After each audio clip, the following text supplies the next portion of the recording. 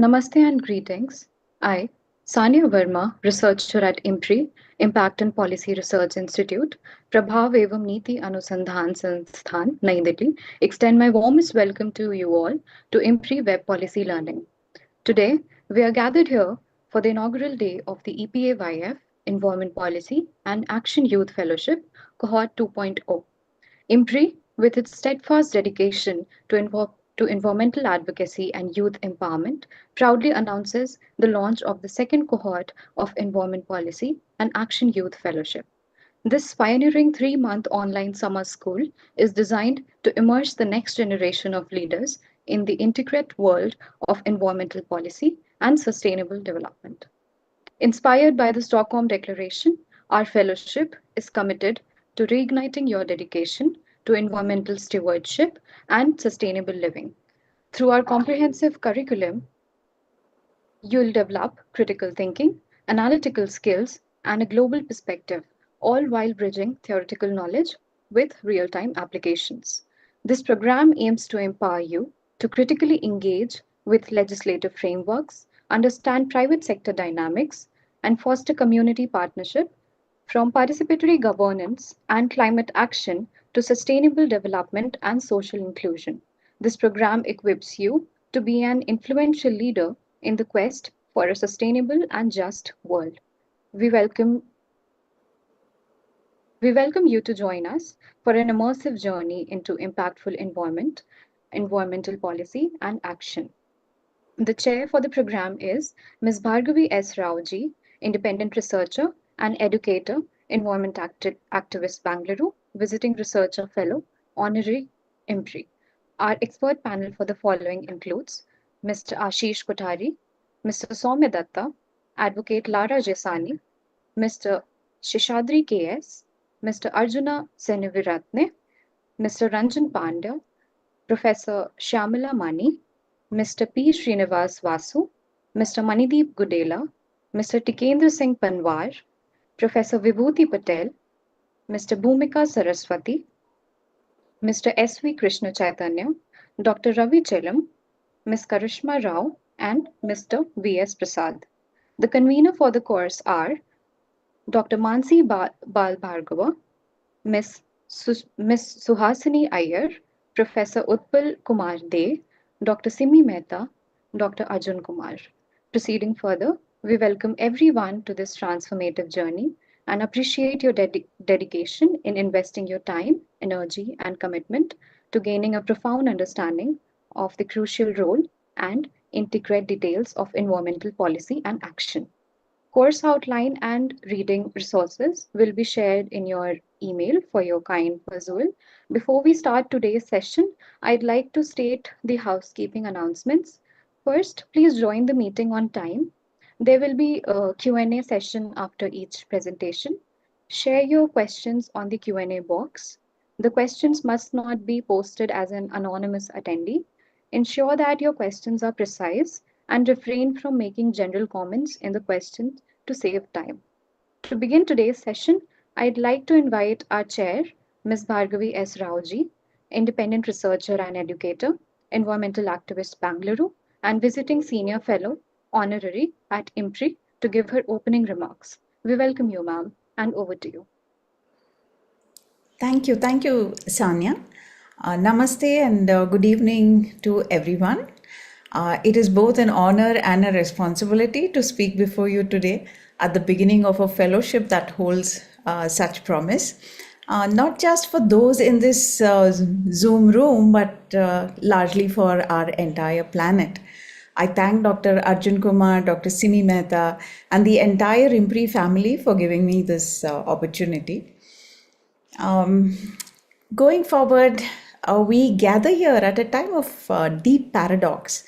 On one side, we see increasing political fragmentation across the world, conflicts are rising, democracies are under strain, and international cooperation, the kind that is needed to confront shared global problems, are all faltering.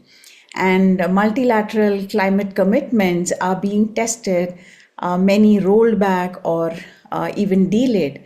and nations are distracted by short term economic recoveries, often at the cost of long term environmental resilience. And political borders are hardening, and fossil fuel interests are making a strong comeback in the name of growth and recovery. And on the other side lies a climate emergency that refuses to wait. Floods, droughts, forest fires, melting glaciers, heat waves, all these are no longer isolated events. They have become a pattern, they are a warning, and in many communities, especially in the global south, they are a lived reality already. So, where do you, the youth, come into this? So, you're not just the inheritors of this crisis, you're also the architects of transformation, and that is how I would like to see it. Across the world, we are seeing young people leading these movements with so much courage. Greta Thunberg's voice, which echo through the parliaments, Vanessa Nakate from Uganda spotlighting climate justice, then our own Indian youth movements demanding accountability from local governments. These are not symbolic acts; these are substantive political interventions. This course is being offered at a time when we as a country are facing the environmental tensions very, very starkly. On the one hand, we are seeing a surge in infrastructure projects that carry enormous ecological and social costs. For example, the Great Nicobar Island project, which threatens one of the most biodiverse regions of the world and home to indigenous communities, all in the name of a mega transshipment port. Then we have the Mumbai Coastal Road project, which is displacing fishing communities, destroying intertidal zones, putting a concrete lid on the fragile marine ecosystems. Then we have in the Himalayas the Char Dham highway, um, in the background of all the landslides and erosion and the devastation, that ironically has cut off access instead of enabling it. And I can go on with the list of projects that's happening in each of our states. These are not just poor environmental decisions, they are failures of governance, of ethics, and of imagination.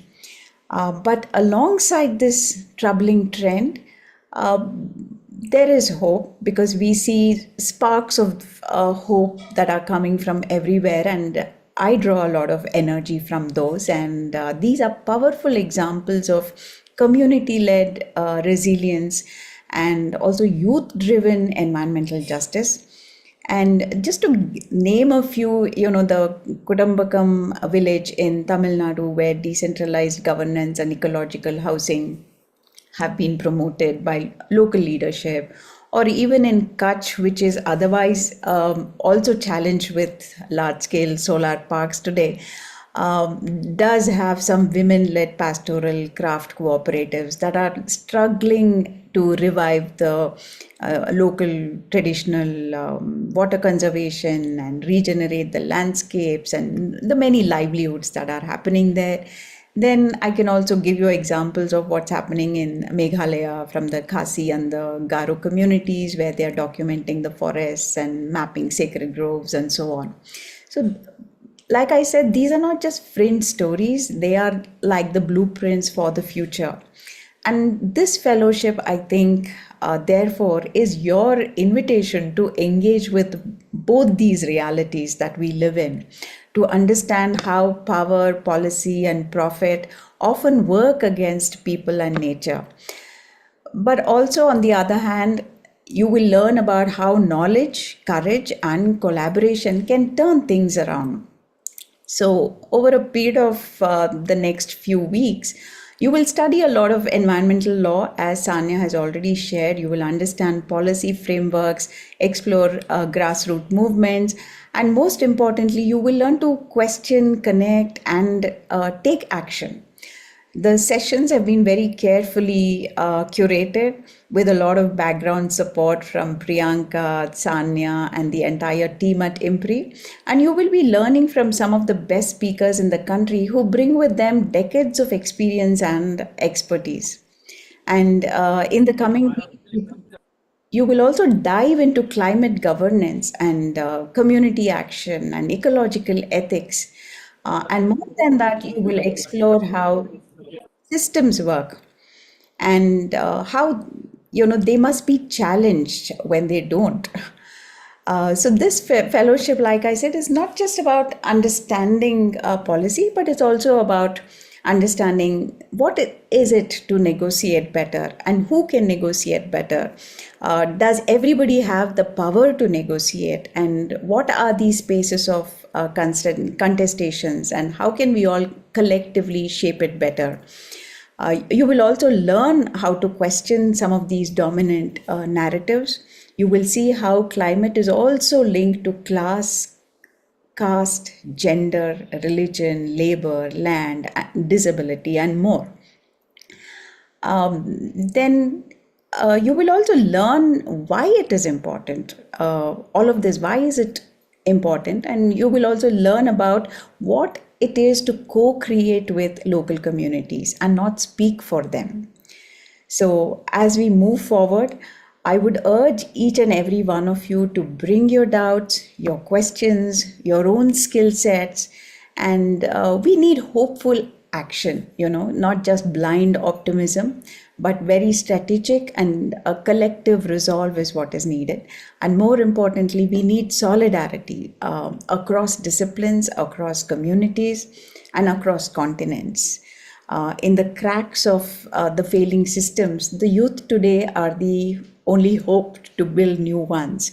So I invite each of you not just to attend this fellowship, but to transform through it and to become a part of a growing movement that dares to imagine a livable future. The road ahead is definitely not easy, but then real change never is, right? I would like to close with a quote from Jane Goodall, who was a primatologist and a conservationist. She says, "You cannot get through a single day without having an impact on the world around you. What you do makes a difference, and you have to decide what kind of difference you want to make." So, with that, welcome to this fellowship, welcome to the work. Thank you so much. Thank you. Over. Thank you, ma'am. Thank you so much for the insightful introduction. It's been a timely and valuable nudge forward. So before we move into our keynote address by Mr. Ashish Kothari, we'd love to hear from you. I invite our participants to briefly introduce themselves. Kindly accept the request to join as a panelist, which will enable you to switch your video and audio. And please feel free to share your name, designation, organization, location, and what motivated you to join this program. You can use a raise hand feature on Zoom and we'll call out your names one by one. Sameer Yes. Goyal. Yeah, am I audible? I'm not sure if I'm visible. Yes, you're audible. You're not visible because I think you've not accepted the promote to panelist, but yeah, if you just accept it, we'll be able to see you as well. Same for Prachi ji. If you accept the promote to panelist, we'll be able to see you as well as hear you. Yes, am I visible now? Yes. Hi everyone, I'm Sameer Goyal. I'm currently a student at Indore. I apologize for the background noise. I just got free from work, from an internship, and therefore I'm sitting in a cafe to attend the fellowship. Really excited for what's about to happen in the coming 2-3 months. My interest in sustainability mostly lies in how financial services and banks can help in sustainable causes and environmental policy. That's where my specialization is as well. And in the last 2 months, I have uh, completed my CFA L2, and I'm hoping to learn more about environmental policy and sustainability so that I can combine my two core areas of interest. Thank you. I love you to meet you all.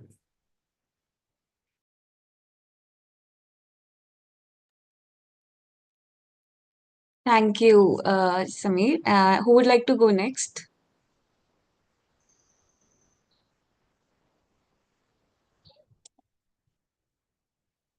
Hi, Hello, Sania. am I audible? Yes, yes. We can go with Vaibhav ji, and then Kaushik ji will go with you Okay, next. okay.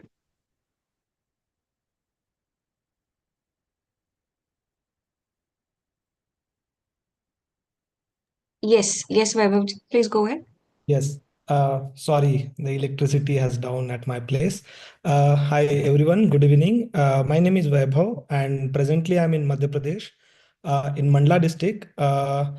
Previously, I worked with organization called Pradhan. You must aware about it. And from last 8 years, I'm in a central India working with the indigenous community. My major interest area on the climate justice and the climate adaptation and indigenous communities, women's role in the decision making of climate adaptation.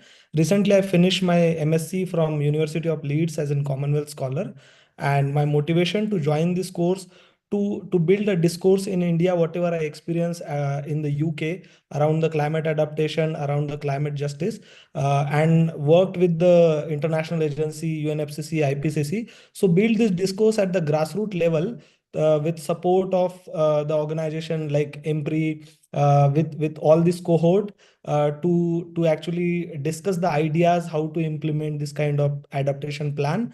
And I'm looking forward to more discuss with you on various topics on gender, on caste, and indigenous communities and all. Thank you very much for this opportunity. Thank you, Vaibhav ji. Kaushik ji, would you like to go next? And then we'll go with Prachi ji, and next would be Parul ji. Kaushik ji, please go ahead.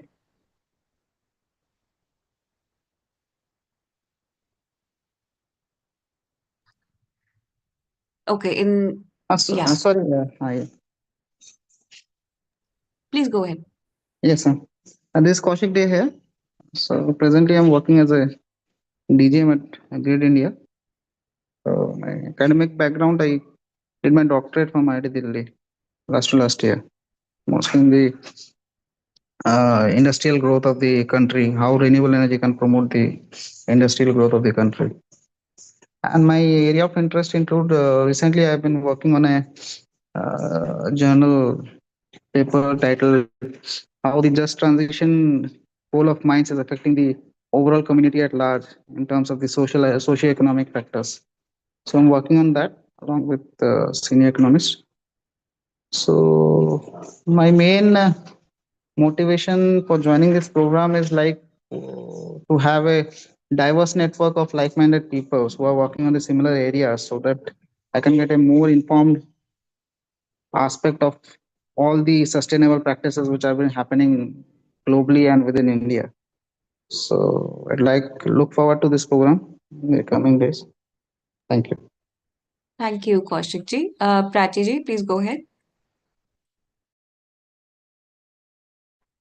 Hi everyone. Thanks for having me as part of the fellowship. I have completed my graduation from Odisha, Bhubaneswar last year, October, post which I joined Boond and I was working on the menstrual program in Tamil Nadu, schools to educate on menstrual and sexual health awareness. My motivation for joining this fellowship was basically to deepen my understanding about environment, and my thesis in my college was in energy economics.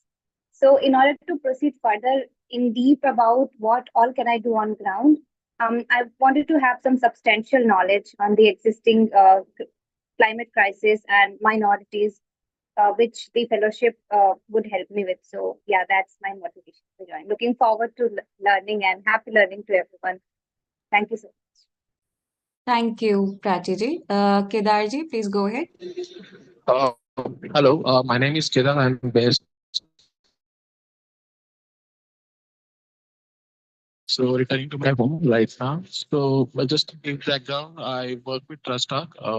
I'm also doing my master's in business laws. So my role is basically around AI and data protection technologies. So I'm furthest away from anything to do with environmental policy, but there is a relevance here because in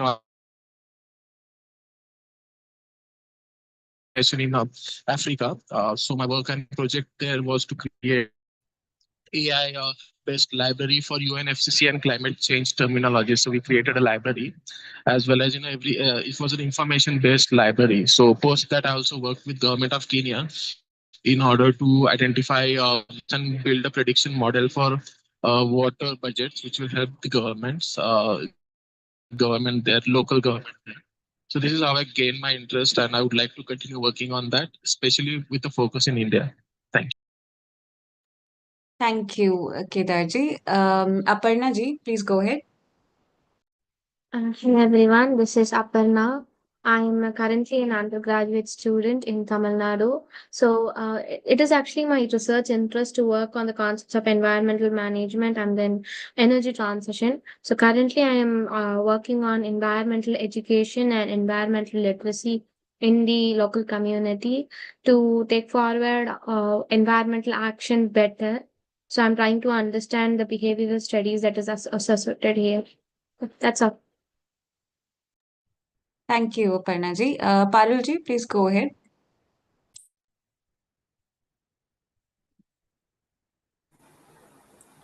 Hi, my name is Parul. I'm an architect by profession, and I've done my master's in energy efficiency and sustainable architecture. So currently, I'm working in an EPC corporate based out of Mumbai. So I want to know what all is going on in the field right now. So I could just reconnect. I had been disconnected from it for a while. So I want to see what all is going there, and I'm also into research parallelly to my work. So through this I'm planning to gain more experience knowledge from everyone here. Thank you. Thank you, Parul ji. Karthik ji, would you like to go ahead? Yes. Hello everyone. So I'm Karthik and currently I'm pursuing my bachelor's in environmental studies and I'm from Gujarat. What inspired me to join this fellowship is because I naturally want to learn more about the environment, but my focus is more on carbon markets and how carbon credits can work in the favor of every country. And currently my research project is also regarding the same topic where I'm calculating the carbon footprint of an entire university and how much it would cost to offset it. And I already got an admission for the master's, which is for rural management program in IRMA, which is in Anand. So I just want to side by side learn more because managing localities and rural areas for sustainability is a big cost. So that's why I'm here. Thank you, Karthik ji. Shrish Pandey, please go ahead. Hello everyone. Am I audible? Yes. Yeah, like I think my camera is not working or it's not visible, I guess. Okay, no worries. So hello everyone. My name is Shrish. I'm a young animal rights and climate activist. I work in many international and national organizations working in the field of animal ethics and climate action. I'm also a part of Youth Climate Community India. The purpose of joining this fellowship is to know more about the environmental policies and how me being an animal rights activist can work in the field of sustainability food system and work in both carbon emission as well as methane emissions. Thank you. Thank you. Next, Naga Varshini M. Could you please go ahead?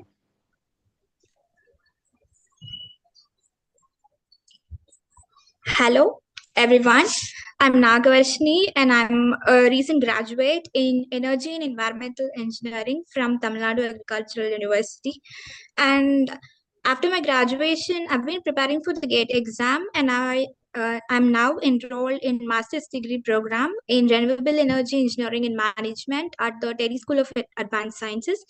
The reason which drove me a lot to join this fellowship is that you tend to learn a lot about these policies, the laws, but in real time implementation aspect, I'm very curious to learn how it is implemented and what are the struggles we face in um, making it a real making it into the society. So for this, I just wanted to undergo this fellowship and learn more and involve in the climate action. And thank you so much that I'm being a part of it. Thank you. Thank you. Next, Aradhya Adlakaji, please go ahead. Hi, hello everyone. So I'm Aradhya and I'm currently a third year student of sociology. I'm particularly interested in understanding how like intersectionality and power dynamics influence climate actions. And I'm also curious to see how the theoretical basis of sociology can be understood in the context of environmental policy. Thank you. Next, Deepika Leleji, please go ahead. Hi everyone, I'm Deepika Lele. I'm an architect and an urban planner. I'm based in Delhi and I'm working with the United Nations Industrial Development Organization. I'm working on a project of sustainable cities, and for the past 8 years, I've been working in the sector of waste management, urban waste management. And the reason why I've joined the course is actually while I have a working knowledge after working with various levels of government and multilateral agencies, I have a working knowledge of the environmental policies and laws. I thought it is about time that I also got to know the actual got a formal understanding of the policies so that I'm able to better implement them. Yeah. And I'm very excited to meet everyone and learn more. Yeah, thank you. Thank you, Deepika. Ritvik Sinha, please go ahead. Hello, good evening, everyone. So I'm Ritvik Sinha. I'm a sanitation engineer. I work at Boda, a German not-for-profit. Professionally, I explore the linkage between the wash sector and climate change. My work focuses on climate-resilient wash planning, retrofitting infrastructure, and measuring GHG emissions from sanitation systems to better inform policy and empower municipalities. Currently, I'm helping develop a climate action plan for a small city, which is Chintamani, 70 kilometers outside of Bangalore. And we are trying to ensure that the communities which are most impacted by the impacts of climate change are not left behind. Apart from that, I also work with partners in Bangladesh. And the reason I wanted to join this cohort is while I'm already working in this sector, what I need to understand is what is being greenwashed and what is actually greenfield. So, and where we can come in as practitioners. That was one of my major understandings that I wanted to take away from this cohort. Thank you. Thank you, Ritvik. Shivani Ji, please go ahead.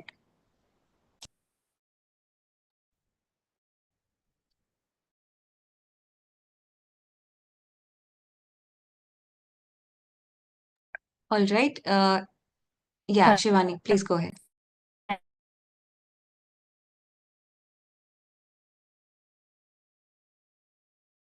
Bangalore. My main motivation to join this fellowship comes from the curiosity about how circular economic policies work and how we can build resilience in cities and create more sustainable urban spaces. I'm looking forward to learning and engaging in and contributing to meaningful conversations. Thank you. Thank you, Shivani. We couldn't hear your designation or the organization. Poor An network, I architect. guess. Yeah, I'm an Okay. architect based in Bangalore. Okay, okay. Good to hear Thank from you. you. Thank you. Thank you. Sujal Kumar Poddar, please go ahead. Yeah, hi everyone. I'm Sujal Kumar, a 20-year-old undergraduate student from MIT University, Kolkata. I'm studying economics and public policy. I'm passionate about research, public policy, and sustainability, and I'm currently working on a paper on algorithmic price discrimination under the mentorship of a Springer Journal guest editor. I've also co-founded a youth-led NGO, which is focused on SDG 4, which is basically education for all. And I'm excited to be a part of this fellowship to deepen my understanding of environmental policy and contribute meaningfully through my research on incentivizing sustainable consumer behavior. Looking forward to learning with you all. Thank you. Thank you, Sujal. Next, Karthik. Karthik, please go ahead.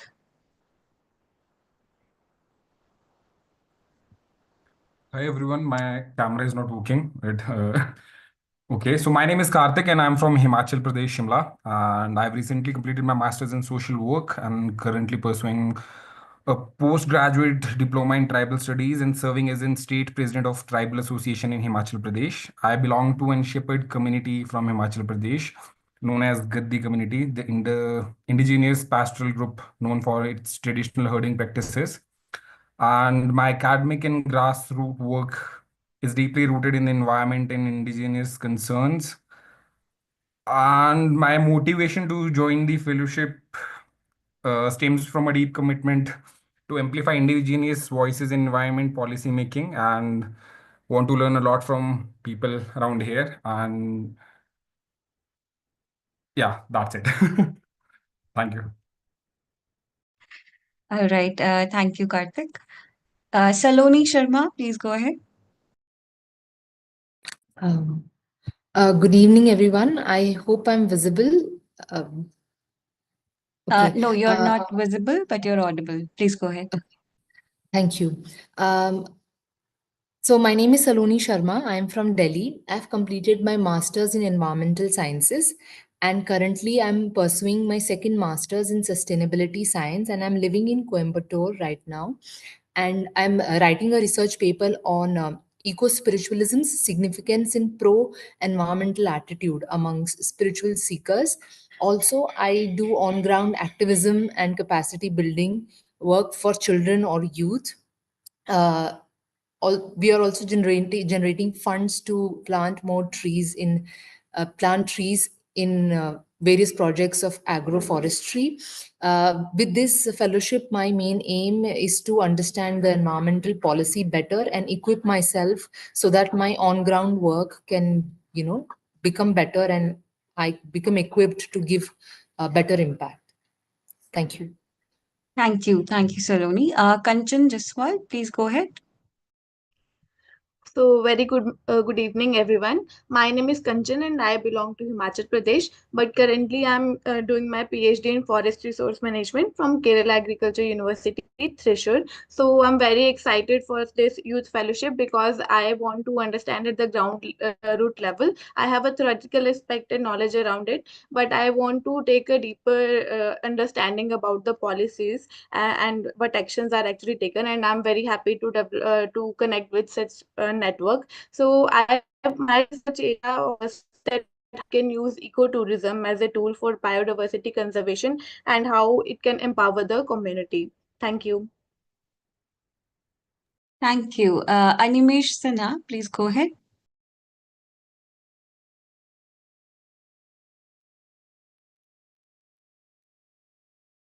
Hello. Am I audible? Yes. Hi. So I'm Animesh Sinha. I am an urban practitioner currently working with Janagra as a advocacy and reforms associate. So I have initially worked in climate finance, and right now I'm working in public finance management. So I have a deep interest in urban environment. So I found this fellowship that highly aligns with my uh, future goals and my aspirations to pursue my career in urban environment. That's why I chose to join this fellowship, and I'm happy to be here and looking forward to collaborate with the cohort and learn a lot from everyone. Thanks. Thank you, Animesh. Sarika ji, please go ahead. Hello everyone, myself Sarika. I'm currently pursuing my PhD on invasive species management, and I found this fellowship interested in because I actually in during my PhD I'm working with the tribal community, and I want to learn more about the policies in the environment and how I can help them better and learn more in the policy sector. Yeah. Thank you, Sarika ji. Aishwarya Naik, would you like to go ahead next?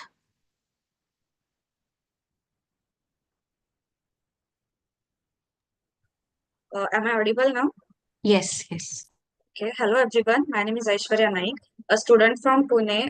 I completed my graduation in environmental engineering I learned about sustainable practices, pollution control, and resource management also.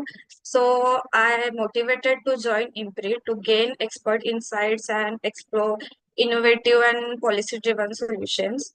With my background in environmental engineering, I'm eager to explore policy making and innovation and driven community approaches to create real world object. Yeah, that's it. Thank you. Thank you, Aishwarya. Anurag Yadav, would you like to go next?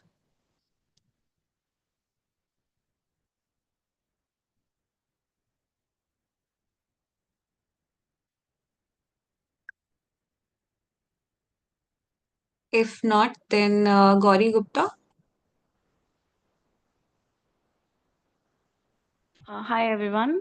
I'm a first year undergraduate law student and I'm keen to study environment and sustainability. And I believe that hearing and having a lot of discussions with all of you would clear a lot of my questions and doubts. So excited to do that. Thank you.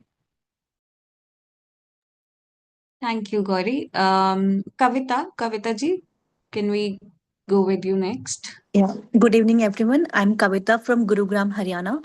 Currently, I'm pursuing PhD in environmental science at USEM, Guru Gobind Singh Indraprastha University, Delhi.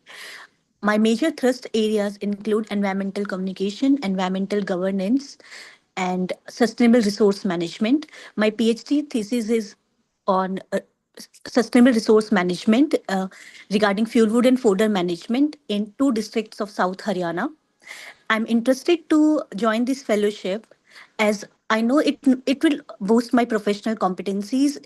I completed a diploma course also from WWF NLU, which was on environmental law and policy. I have theoretical knowledge regarding environmental policies, but the main problem or the issue here is the weak implementation of the policies. So I'm here to learn from the experts and from the social gratification that I'm sure that we will be having. I'm looking forward to learning at IMPRI. Thank you. Thank you, Kavita ji. Komal Kejriwal, would you like to go ahead next? Yeah, so hello all. I am Komal Keshriwal. I have recently completed my master's in economics, where my dissertation got a concern of climate finance and its resilience towards global shock. Currently, I am working as a wealth analyst and looking forward to learn more from the session. Thank you. Thank you, Komal. Kumar Aryan, would you go next? Yeah, hello everyone. My name is Aryan. I'm currently pursuing a master's in sociology at Jamia Millia Islamia. And why I wanted to pursue this fellowship is because my knowledge in urban studies, sociology, and political economy, combining it with the environment policy and how it turns out is what was the driving force behind it. So, yeah, looking forward to it. Thank you. Thank you, Aryan. Gautam SK, can you go next? Yes, I'm unable to turn on my video. Apologies for that. Are you able to hear me? Yes. Yeah, I'm Gautam. I'm from Mysore, Karnataka. I'm a recent graduate. I'm an aspiring freelance journalist, and my interests right now include public policy making in energy transition. And I'm currently working on a research on how decentralized energies can empower the communities. And my motivation to join this fellowship is kind on to meet like-minded people and uh, be part of this community and help along everybody. Thank you. Thank you, Gautam. Parul, would you like to go next?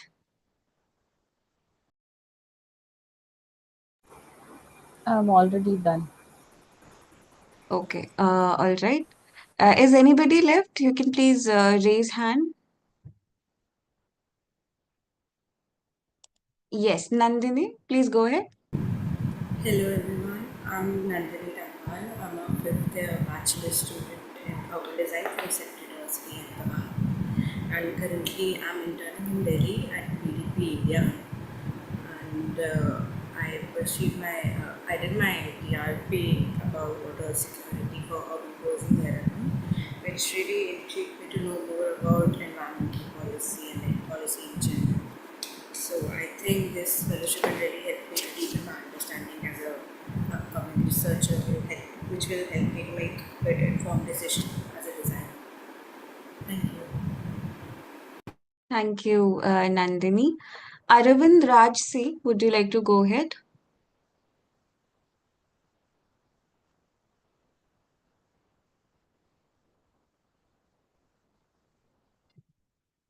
Aravind ji, would you like to go ahead?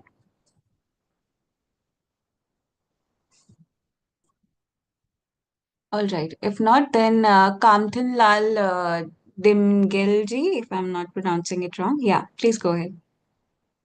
Yeah, ma'am. My name is Kamthin Lal Dimyel. I'm from Manipur. I have finished master in 2020 and my specialization was ecology. Right now, I am teaching in Presidency College. So since I am ecological background, by joining this program, I think it will help me in my career and also deepen the knowledge of ecology related issue. Thank you. Thank you. Priya, would you like to go next? Hi, everyone. Yeah, hi, Hello. you're audible. Yeah, please go ahead. Hello, everyone. Good evening. My name is Priya. I'm currently a student of Masters in Environmental Studies from Delhi University. And the reason that I'm joining here is like I'm very much interested in policies and its impact. But apart from this, I'm someone who would like to bring all this knowledge into the field and would love to work with communal resilience building. So I'm very happy to join here and really motivated by all of your profiles. I'm very impressed that I'm here with the such people who have who have done a lot, who are willing to do it. So just like our opening speaker said that we are all the leaders of transformation. So I'm feeling like one today. Thank you so much for having me. Thank you, Priya. Next, Srinidhi, would you like to go next?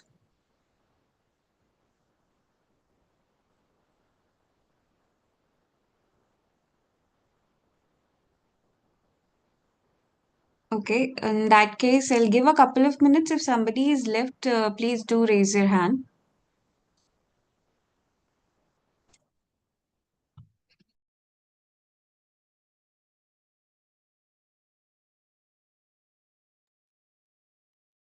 We have one introduction in the chat box. I'll just read it out.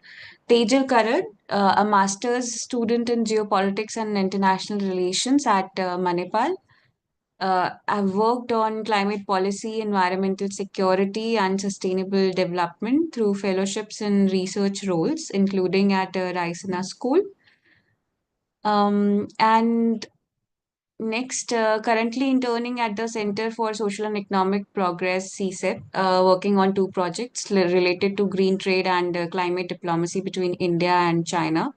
Excited to engage, contribute meaningfully, and expand knowledge of sustainability at IMPRI.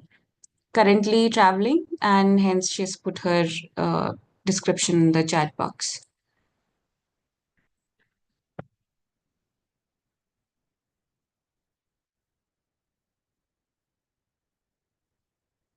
Would anybody else like to go ahead?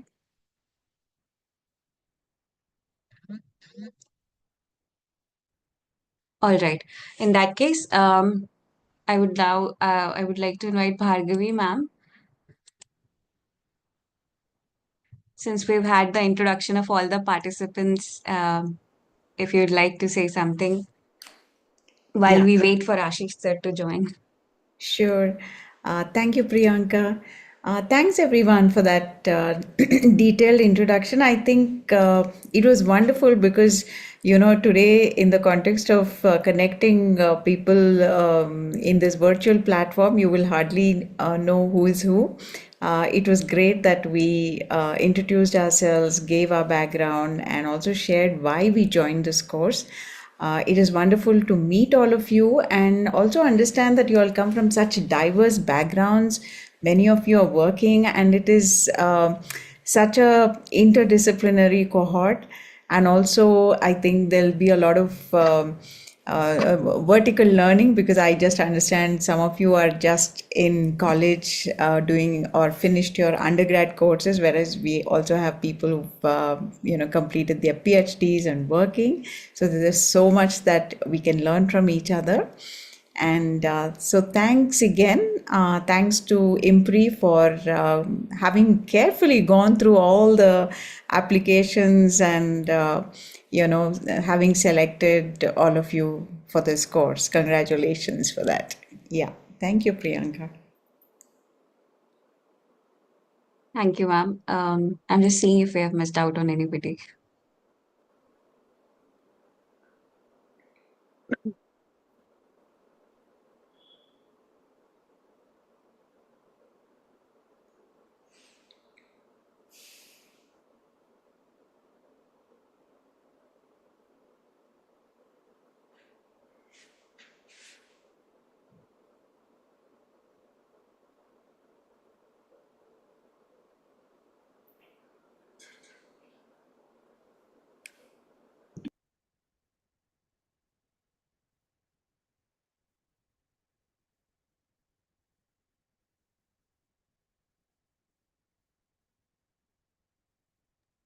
Also, while we wait for the next speaker to join in, the participants are all requested that if you have any particular questions or if you have anything to share, we have Bhargavi ma'am here. We have also been joined by Dr. Ravi Chelam, and I think I also saw Shamla Mani madam in the panel. So if you have anybody wants to share anything, wants to take guidance on anything, they can. You're free to unmute and ask. Please go ahead. It was particularly interesting for me that many of them are now focusing on renewable energy. And I understand one of them is also a journalist. Somebody is doing engineering in renewable energy, which is really nice. And I hope over the next few weeks we will also learn a lot more and get to understand, the not so nice things that are happening in the context of renewable energy, particularly in our country. So I'm sure there will be a lot of opportunity to learn and exchange. Yeah, thank you. Dr. Ravi, would you like to uh, introduce yourself and also say something about the cohort? Because it was nice of you to have taken time and joined this session. Thank you so much. Good evening, everybody. I'm a wildlife biologist, conservation scientist based in Bangalore. I studied the lions for my PhD 85 to 90. So that's a long time ago. And I've been involved with, recently, I've been engaging with this rather poorly planned attempt to bring African cheetahs to India. I think we often make the mistake of looking at environment conservation as somewhat independent of what and how we live our lives. Nature left to itself doesn't require conservation. I mean, she knows perfectly well how to look after herself and look after us. It is the mess we create in the name of development that then calls upon us in our own selfish interest to try and conserve nature. So I'm beginning to question notions of national security, question notions of what is development. Because if you don't have clean air, clean water, what use is national security? If you don't have the majority of our people, fellow citizens, not able to get 3 meals a day, adequate education, adequate healthcare, what use is national security and for whom is national security, and this whole industrial military complex that has taken over our lives. And each time there's a change in government, you see how the US has been dealing with the environment, and that often provides a leadership for the rest of the world as to the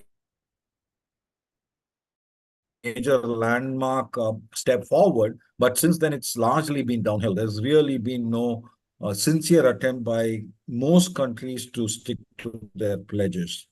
I'm glad seem very highly motivated. Most of them are working. Many of them are also youngsters, undergrad and early postgrad kind of students. I have one session, I think, on the 5th of June, if I remember correctly. I'm not sure what I'm going to be talking to you then about, but I'll figure that out in the meantime in discussions with Bhargavi. But the reason I joined today is this is my first time with this course. I wanted to get a sense, flavor of what it is about, who the cohort is, who are the other people involved, because I can't come and parachute myself and just come and give the talk and walk off. I mean, I need to have context. I need to understand what your aspirations are and try and make myself relevant in that case. Since 5th of June is still more than a month away, I'm more than happy to seek input from all of you. As I said, I'm a conservation scientist, wildlife biologist, largely focused on large cats, but I've worked on a variety of habitats and species in the more than 40 years that I've been doing this kind of work. So if you guys have specific questions, specific requests, Priyanka, I don't know what is the best way to gather that, but I'm more than happy if in the next week or 10 days, these aspirations can be compiled. I can then structure my talk around that. Thank you very much.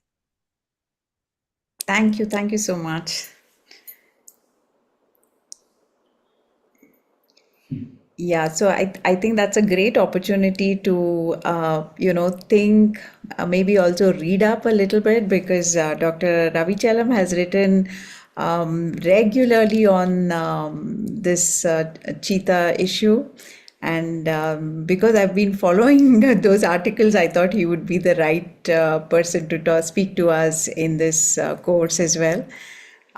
So I think we could give you all a little time, say till mid next week, to kind of gather some questions and thoughts, and then put it across to Dr. Chellam, and he can plan the talk accordingly. That'll be a really, a great way to get what we want for this course from our speaker.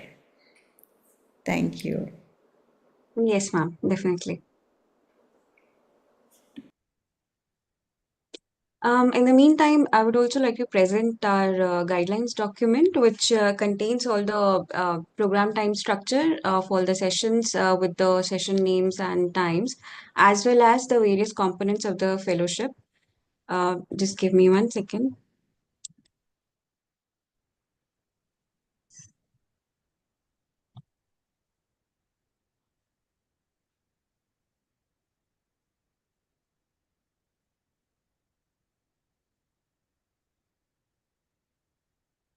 Yes. So we'll be sharing this guideline documents with all of you over email. You'll receive this with today's session recording.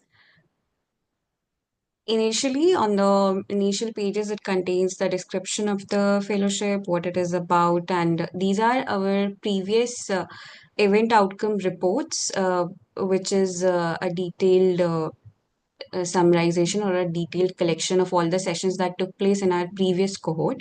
Then next is this anthology of essays, which is a compilation of the book chapters or the research essays that were submitted by the fellows of the previous cohort.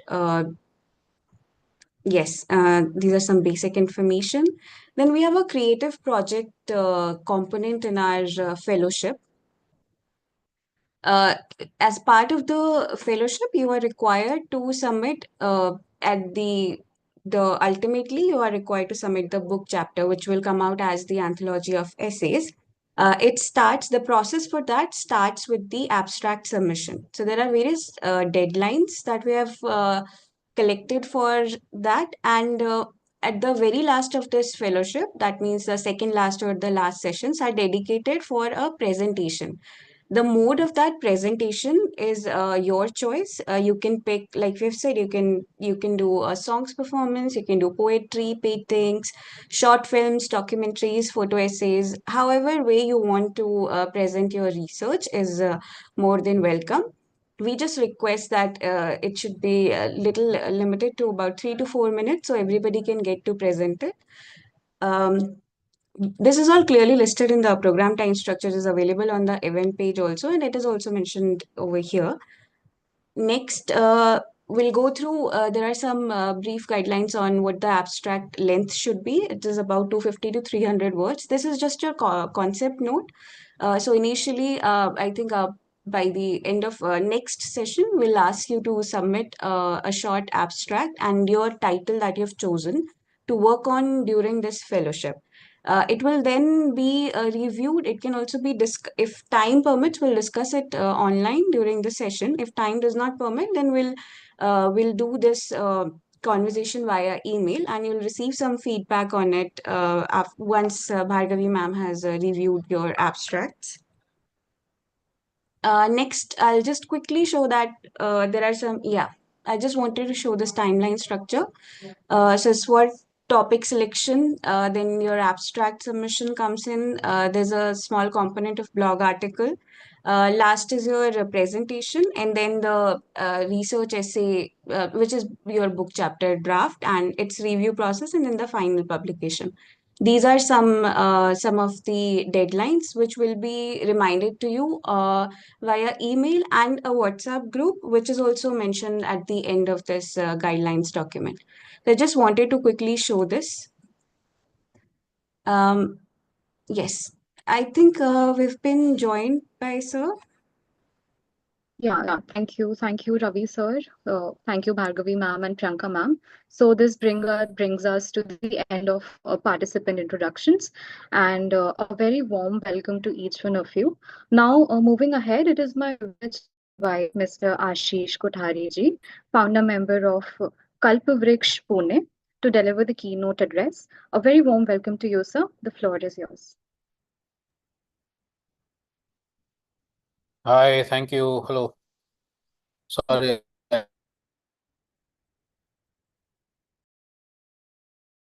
I was early.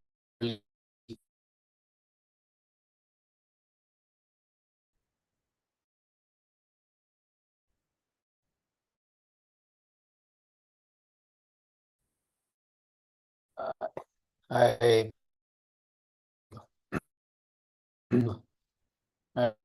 I just joined early because Yeah. Hi, Ashish. You're breaking. I don't know if it is my internet or every.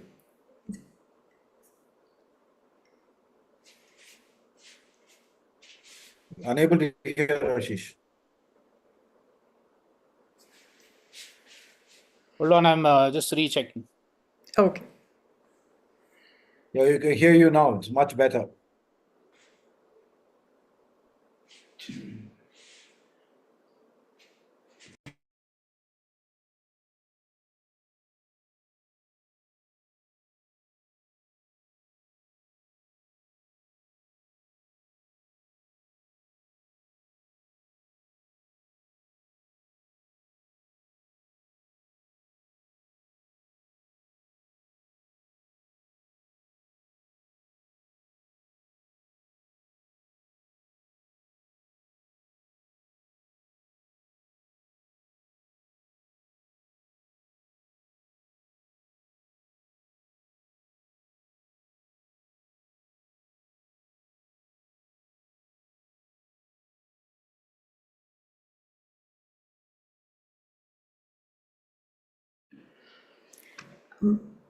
Priyanka, maybe you could just walk the participants through the program structure so that you know we could wait till Ashish can rejoin us. Yes, ma'am. Additionally, I wanted to put in the WhatsApp group link also in the chat box. And for, yes, just.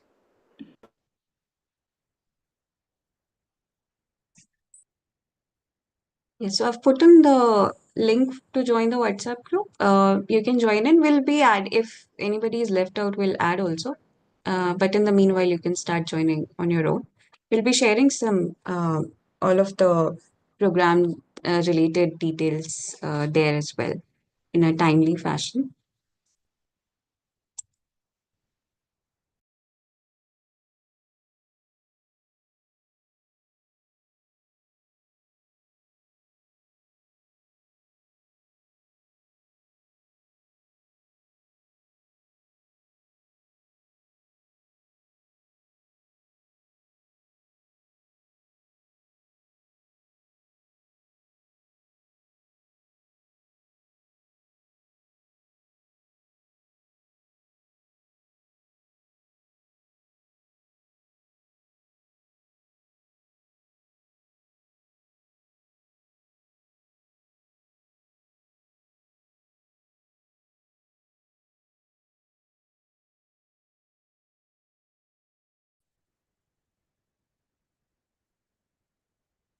Hi, can you hear me?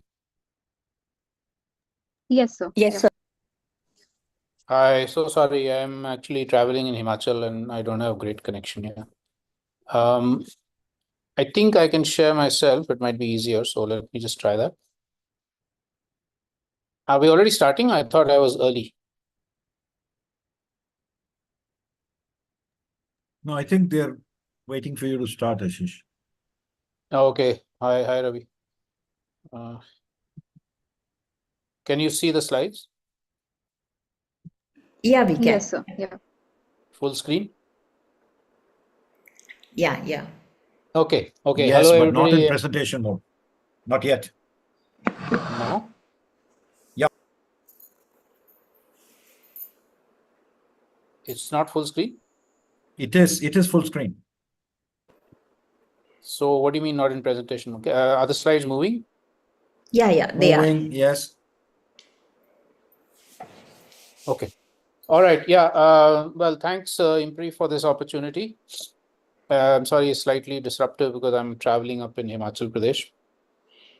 So I'll speak for about half an hour and then we can open it up for discussion. I think we have till 8 o'clock. Is that right? Yes, sir. Okay. All right. Thanks a lot. Just tell me if there's some disruption in the middle. My connection here is not great. Okay, just a very quick introduction to my own journey, which will set a little bit of context to what I'm going to say today. Especially, I'm assuming that most of the participants here are in their youth.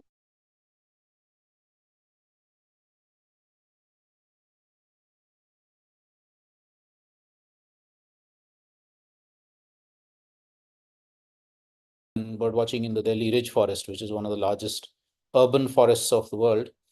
And we saw, of course, we used to enjoy ourselves, but we also saw that it was being destroyed for various urbanization processes. And so we decided that apart from enjoying ourselves in it, we should also try and do something to protect the forest because it was very important for the city of Delhi and, of course, also the wildlife inside it. So we had a series of demonstrations. Then when we were in school, despite, of course, teachers telling us that you shouldn't be out in the streets, but we felt we had that responsibility. And fortunately, after about a year of campaigning, the Ridge Forest was declared protected. Then around that same time, we formed the organization Kalpavriksha, which is still active. And we then started visiting a lot of what we'd heard of environmental or livelihoods movements in various parts of India. One of the first ones we went to was the famous Chipko movement up in Tehri Garhwal, and we walked through a lot of the villages and learned a lot of new things. For instance, the fact that environment is not just an issue of protecting forests and trees and so on, but is also a gender issue. Because in these villages, the men were the ones who were selling the forest out for timber. The women were the ones who were protecting the forest because for them it was a source of livelihood and survival and also cultural importance. They considered the trees their brothers.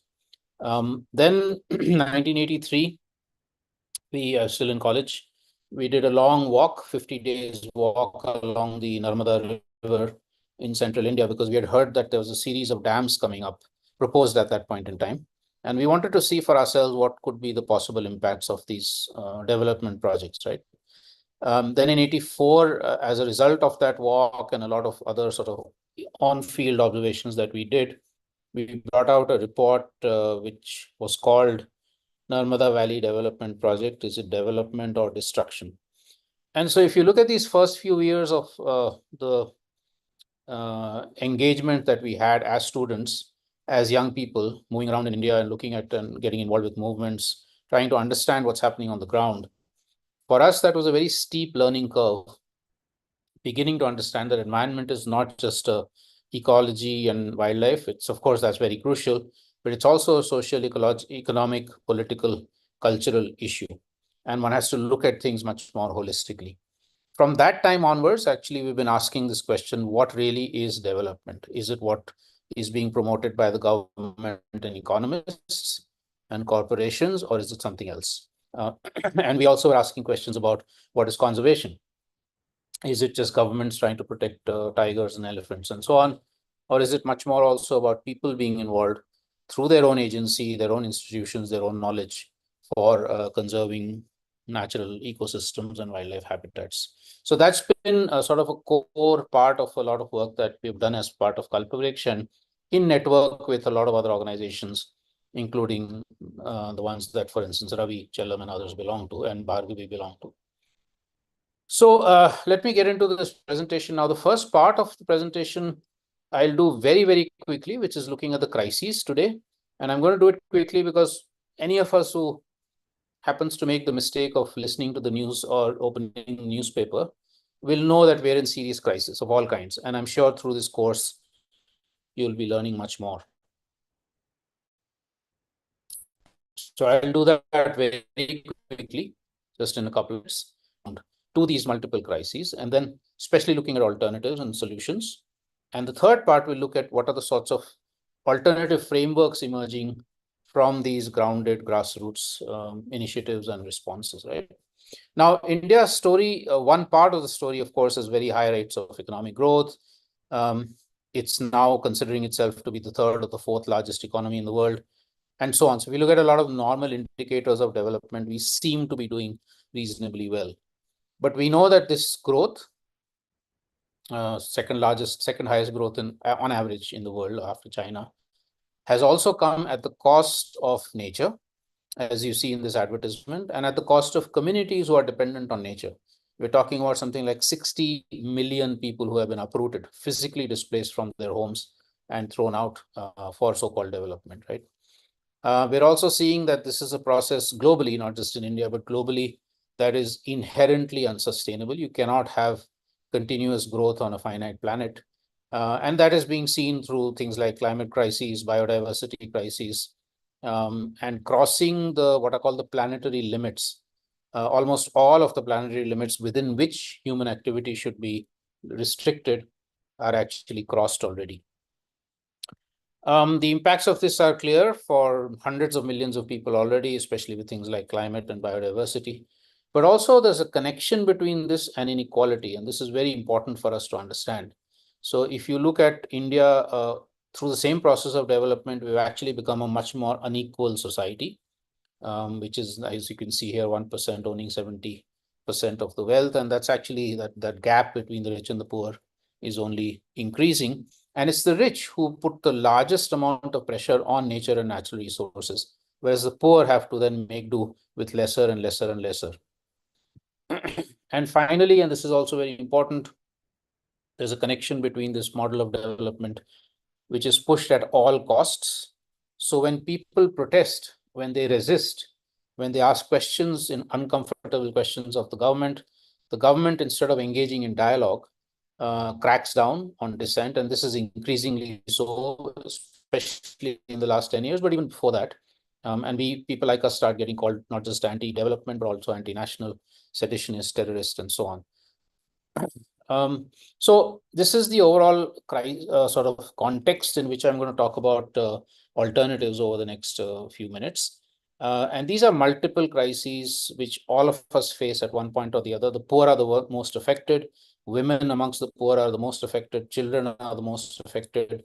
But in one way or the other, all of us, in whatever situation we're in, even the privileged, are impacted. If you're living in Delhi, for instance, through air pollution, or through social alienation and or overconsumption or whatever. So the biggest question that arises for all of us right now, for humanity, is are we condemned to go down the same pathways of development, or are there alternatives? Are there other ways of meeting our needs and aspirations? And I'm going to talk about two kinds, one very briefly and the other much more in detail. The first is resistance. I don't know if Dayamani ji spoke or not. I saw that she was there in the program, but I'm not sure that she spoke earlier. But if you look at did she speak? Did Dayamani ji speak today before me? No, sir. She couldn't make it today. Okay. Anyway, in case she's going to speak to you, she will tell you much more than I can, because she's on the ground in, at the forefront of resistance in central India. So what's happening is that wherever development projects like big dams and mining and ports and so on come in, they take people's land or forests or water, or all three, or all sorts of nature and natural resources. They of course destroy nature, but they also snatch these very crucial survival and livelihood resources from people. This picture is from about 40 years back, of a movement against two big mega hydroelectricity projects in central India on the river Indravati, where 300 Adivasi villages got together to protest against the dams and say that we don't want this because it's going to displace all of us and drown our forests. But also, and please listen to this carefully, they told the government that for you, the river is a commodity. You produce power from it. For us, the river is our mother. And as our mother, we will not allow it to be shackled by your dreams of progress, right? So you can see that in these movements, there's an articulation of no, we don't want this, but also an articulation of a very different way of relating to nature and to each other. And through that, these movements are also then challenging not just every individual project, but also the structures which create these sorts of processes, like capitalism, state domination, much older forms of patriarchy, racism, and the feeling that human beings are at the center of the earth, so we can do whatever we want with the planet. We can see these sorts of movements all across the world. The famous, of course, the iconic farmers movement in India, anti-racism movements in different parts of the world, the climate justice movements, youth movements for justice, and many others. And even in India, for instance, young people have come out very strongly using art and music as a form of protest against these kinds of destructive development projects. So that's one kind of alternative. But the other, which is very important also, is, before I get to the other one, I just also want to quickly point out, and I'm sure you will do this over the next few days, and people like Bhargavi have been working on this, that what is coming in the form of solutions from the same governments and corporations that have created the problem are also as problematic. So, for instance, our government is talking a lot about electric cars instead of diesel and petrol cars.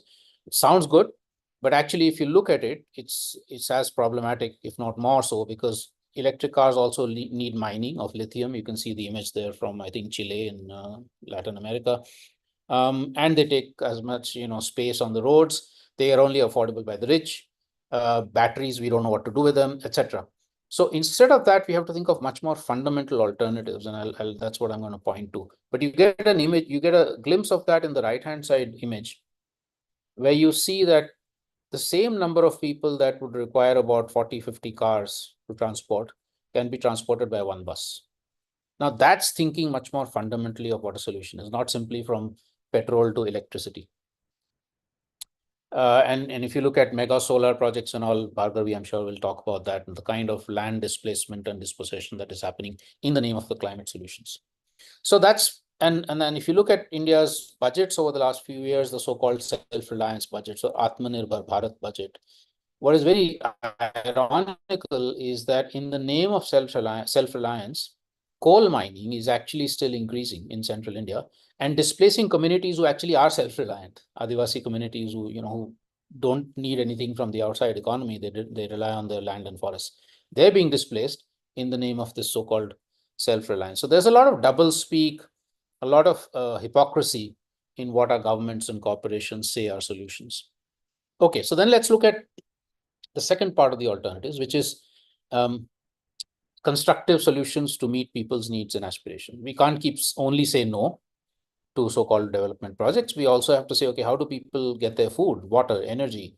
How do they have better education, health, a say in decision making, less gender injustice, etc. Right?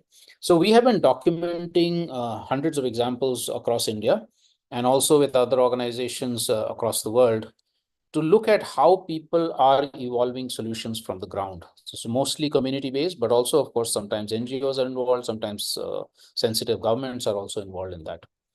And I'll give you some links to publications later on of where these are documented.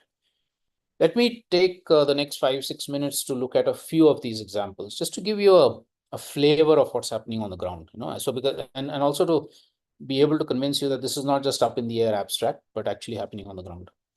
One of probably the most inspiring example that for me in my life and for Kalpavriksha is coming from 5,000 Dalit women farmers in Telangana. As Dalit women, they have faced serious amounts of marginalization, oppression, suppression, etc., etc., hunger, malnutrition, and so on.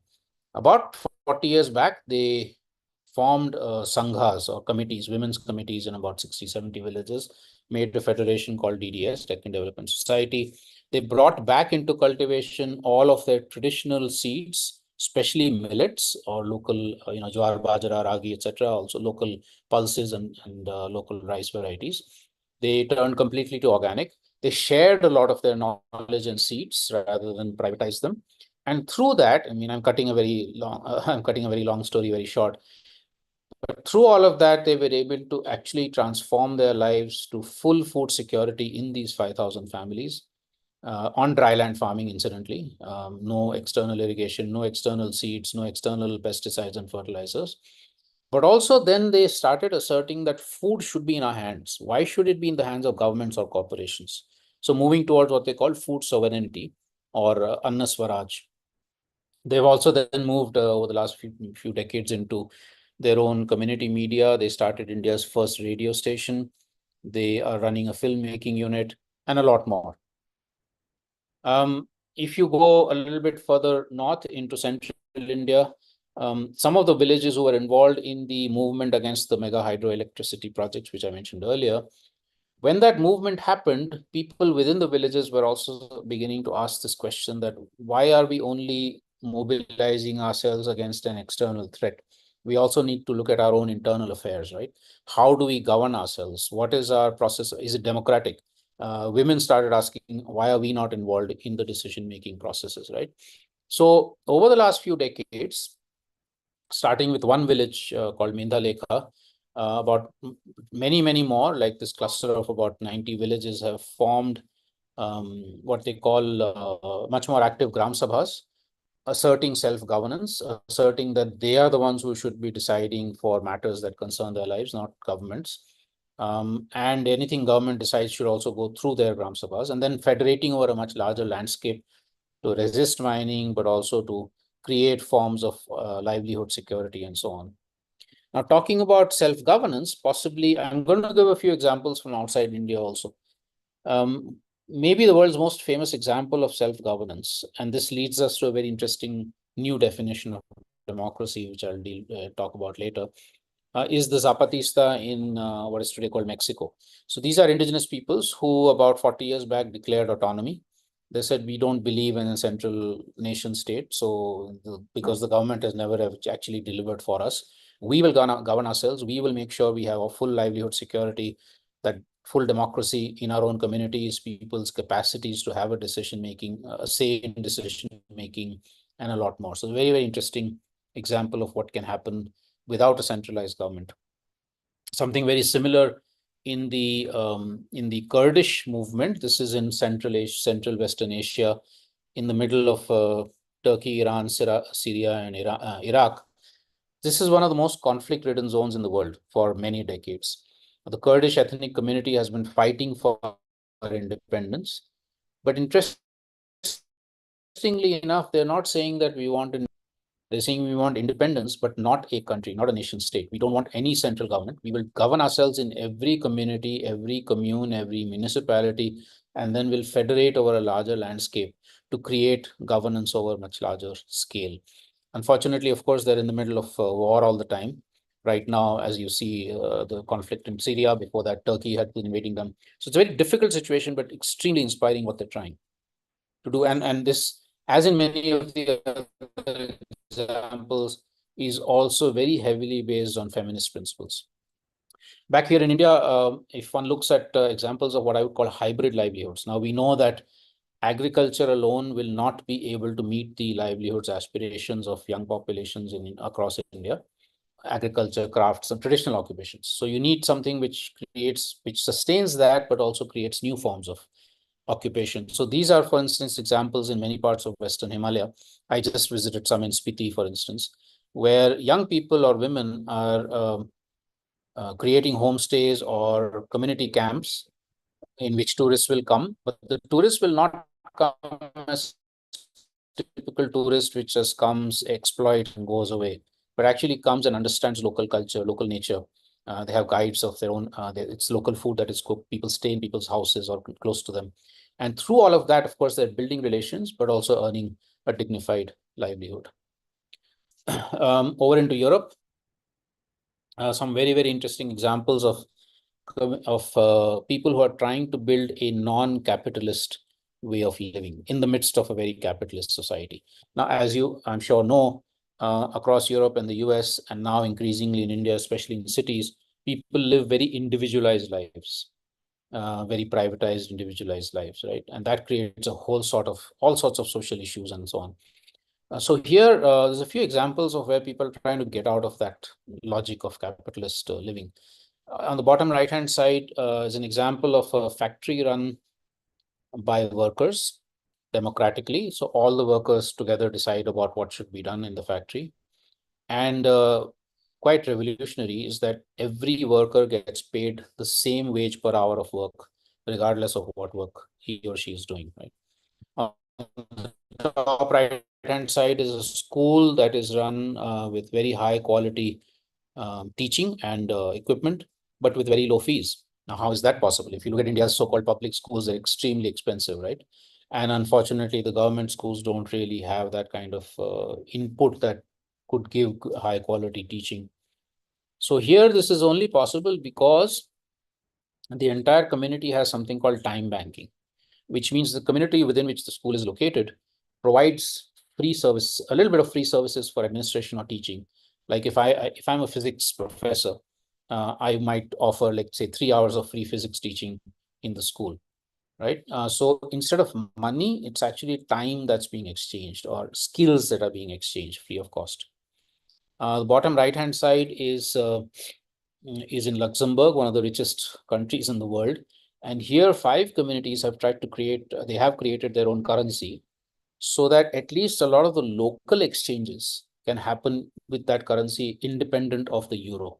And this, they say, is important because otherwise their lives are controlled by national bank, or I mean, European banks or by governments. So it means that suppose I'm a consumer, I go to a baker and I buy bread using the Beki, which is the local currency. The baker can go to the farmer and buy wheat. The farmer can go and get services from a doctor. The doctor can send her child to the school and use Beki. So a lot of the exchanges happen locally, which creates some amount of freedom. And finally, on the top left-hand side is a commune in Germany, one of 200 communes, where people have got sick and tired of living individualized lives, with every family having a car and every family having a washing machine and so on. Why can't we share these resources? Why can't we live more responsibly towards the earth? We know that we're already consuming too much, right? So this is an example, one of the examples where about 50, 60 people live together. They share all the resources. They also share things like child care, right? So if parents have to go to work, instead of having to pay somebody to look after the children, another one of the neighbors will look after the children or old people, right? So it's trying to bring back in a new context some level of caring and sharing in our relationships, including in our economic relationships. Back here in India, an urban example, this is a 10-year process that's been going on in Bhuj, in Kutch, one of the lowest rainfall areas in India, where 5 NGOs have got together to help local neighborhoods, especially the poorer neighborhoods, to get much more decent housing, their own construction, to plan the slum settlement in a way that is much more dignified, water self-security, waste management, and a lot more. The crucial thing here is not so much the technical solutions, but the fact that the people have been mobilized to care for themselves, to take decisions on their own, to assert that in the town, in my neighborhood, I will be the decision maker, not a municipal corporator or a politician, right? There's a lot more urban actions, including from middle-class peoples, zero waste, and a lot more. I'm not getting into these sorts of details now. The revival of wetlands, for instance, in Bangalore, Ravi, I'm sure, on Bhargavi, we can talk more about this. This is Kaikondrahalli, which was saved from the land mafia and recreated into a very nice urban lake. In the COVID pandemic, we found that while societies, communities were collapsing all across India and globally, there were some communities that were doing extremely well. They were not just surviving, they were thriving through the pandemic. They had very little health issues, they had very little economic issues, livelihoods issues. Why? Because either their community systems were intact and a lot of their core production and consumption was happening in a more localized area, not long distance. If that was already the case, or they were able to revive that very quickly or create those systems very quickly, so that the long distance, kind of dependence that you had for basic needs, these communities didn't have that so much, or they had built up reserves by which they could actually sustain themselves. Now, if you see what Trump is doing right now, the world should begin to realize that the process of economic globalization, which has happened over the last 30, 40 years, is unsustainable. And in his own crazy ways, I think Trump is giving that process of globalization a big shock. He doesn't want to. He's doing it for his own purposes and for the billionaires of the world. But if we do realize that something that an American president does, why should it have an impact on our economy? Why can't we be much more self-reliant? And that actually is sort of a core of the sorts of transformations that we need. Finally, a couple of other sets of examples. We know that in India's schools, most of India's schools, learning is extremely repetitive, homogeneous, non-creative, not fun, etc. Right? And people are kind of basically taught, children are basically taught to think for themselves and do everything for themselves, come first. It doesn't matter if all my classmates fail, I should come first. Instead of that, if learning is really about us having fun and being creative and growing up as responsible human beings, what kind of education do we need? So these are some examples from different parts of the world. Again, I don't have the time to go into these in detail, but there's many in India now where alternative learning spaces have been created, where there's a mix of not just stuffing, not just what should go into our heads, but also how do we use our hands? How do we use our heart? How do we become much more holistic human beings? No? And one of my favorite pastimes is to look at original meanings of words. So when I've been doing this kind of work, one of the things I came across was that the word school comes from the Greek word schole, which meant leisure or learning with leisure, which is the opposite of most schools in India.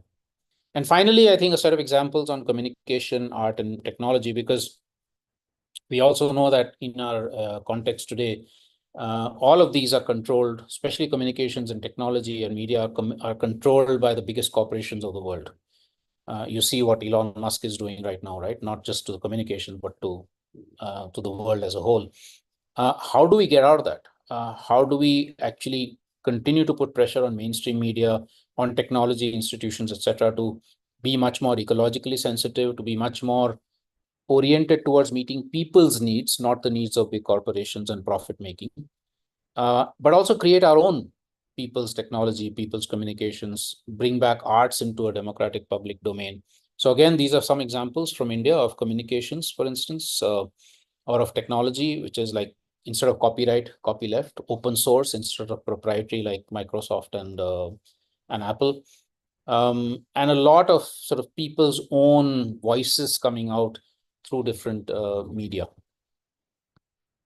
Okay, let me take the last 5-6 minutes now to look at, from all these different examples that we have, what can be a framework or frameworks of transformation which can be a challenge to the current model of development and governance. Huh? So in over the last 10-15 years, in discussion with a lot of these grounded level initiatives in India, but also in other parts of the world, we have come across, we have sort of framed this, created this framework which we call the flower of transformation. What we're saying is we're looking at change happening in 5 spheres of life: the political, the economic, the social, the cultural, and the ecological. Okay. And at the core of this flower of transformation is a set of ethics and principles, which I'll come to in a few minutes. Very quickly, I'll describe some of these. I don't have the time to go into each of these in detail. But if you look at, for instance, politics, now we tend to think of democracy as being going to the elections once in 5 years and then hoping that the political party we choose will do the right thing for us, right? And if it doesn't, choose another party next after 5 years.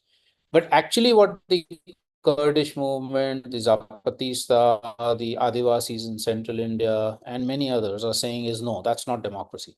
Democracy is actually us taking decisions where we are about the things that affect our lives. In the one village whose name I gave you, Medhalekha in central India, 40 years back, a person up and said, we'll choose the government in New Delhi and Mumbai, but in our village, we are the government. Nobody takes decisions except through us and with us, right? So that is the assertion. That's real democracy, actually. If you look again at the original meaning of the word democracy, Greek, comes people, not power.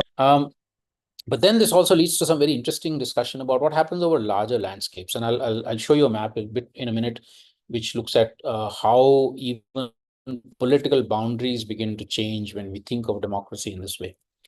Along with political radical democracy or local democracy, we also have to then democratize the economy. So there's no point having local power if the land belongs to somebody else, or if my machinery belongs to somebody else, if the seeds belong to somebody else, right? So what the Deccan Development Society women are saying is that if seeds are the most important, seeds and water and land are the most important thing for us as farmers, we should be in control of them. And we hold this as commons, not as private property, right? So the commons, bringing back a economy of caring and sharing rather than just money, money, money, money. Workers being in control of the means of production, not capitalists. And then you start looking at percentage economic growth or GDP growth is not a good indicator of any kind of well-being. It's actually a totally nonsensical indicator, right? So we need indicators like, does everybody have good, clean drinking water? Does everybody have clean air? Does everybody have good, nutritious food? Does everybody have good learning opportunities? Does everybody have voice in decision making? Are women equal to men, etc.? Those sorts of things are what become indicators and not this abstract GDP. The third aspect of this is that the first two will not be successful unless we also have struggles for creating gender justice, against casteism, against discrimination against so-called people with disabilities, and a lot more. Fourth, that we have to be able to sustain our cultural and knowledge diversity. Over 500 years of colonization, we seem to think that only modern science is knowledge, but actually there are many different forms of knowledge. In India, we have 7 different medicinal knowledge systems, for instance, not just allopathy. And that this knowledge and the cultural diversity, I don't know, many of you might know this, but India has 780 living languages, not dialects. Kutchi is not a dialect of Gujarati, it's a full language, right? In Spiti, I just came from Spiti. So Spitian or Boti or whatever are languages, they're not dialects of Hindi. So sustaining this diversity and all the knowledge that is inside this diversity of culture is as important a transformation. And the fifth one, and my favorite, and I'm sure Ravi would also jump with joy on this, is how do we reinsert ourselves within nature? Because, again, these last 300-400 years, we seem to have got this impression that we are at the top of some pyramid of life. This is what I learned in biology. I don't know. I hope it's still not there in biology textbooks, this left-hand side image where a man is on top of the, all life. But rather a circle of life, which is what indigenous peoples, Adivasis, have believed forever, right? That all species are equal and that we are part of nature. We are interdependent with all other natural species. And that just like we think we have soul and spirit, perhaps also other animals and plants have soul and spirit. So we need to treat them with the same respect we want to be treated with. If you put all these things together, you actually come across this challenge to current political boundaries. I don't know how many of you know this, but China, for instance, right now is building the world's largest dam just north of Arunachal Pradesh on the Yangtze, which is the river that comes into India, becomes the Siang, and then becomes the Brahmaputra. If they do that, we're really badly hit. But it's not just China. India has done that to Bangladesh with the Farakka barrage. India is right now doing that to Pakistan with the proposed dams on the Indus. So wherever rivers or other natural ecosystems are cut because of nation-state boundaries, so-called national boundaries, right? It enables a country to do whatever it wants with that resource and doesn't matter what happens downstream. It's not just between countries, it's also political boundaries in India. You know that the longest standing dispute over a river in India is between Tamil Nadu and Karnataka, right? The Kaveri dispute. So how do we think of political boundaries from a much more ecological and cultural flows, even cultural flows? For instance, we used to have cultural people being able to migrate between Tibet and Ladakh for centuries, right? Now it's not possible because China has taken over Tibet and and India and China have this big fence in between. So cultural flows, ecological flows, economic flows, re-establishing them through what is called a bioregional perspective is also very, very important. At the core of this flower of transformation is what I think is the most important message, at least that I've learned from all these communities and initiatives, which is a set of ethics and principles. So, for instance, not homogeneous solutions to a very diverse situation, but diverse solutions, right, which are located within peoples themselves. Not this long distance economic globalization where my water is coming from 1,000 miles away, but actually for basic needs, at least a localized self-reliance, right? Not competition so much as cooperation, not privatization so much as the commons, right?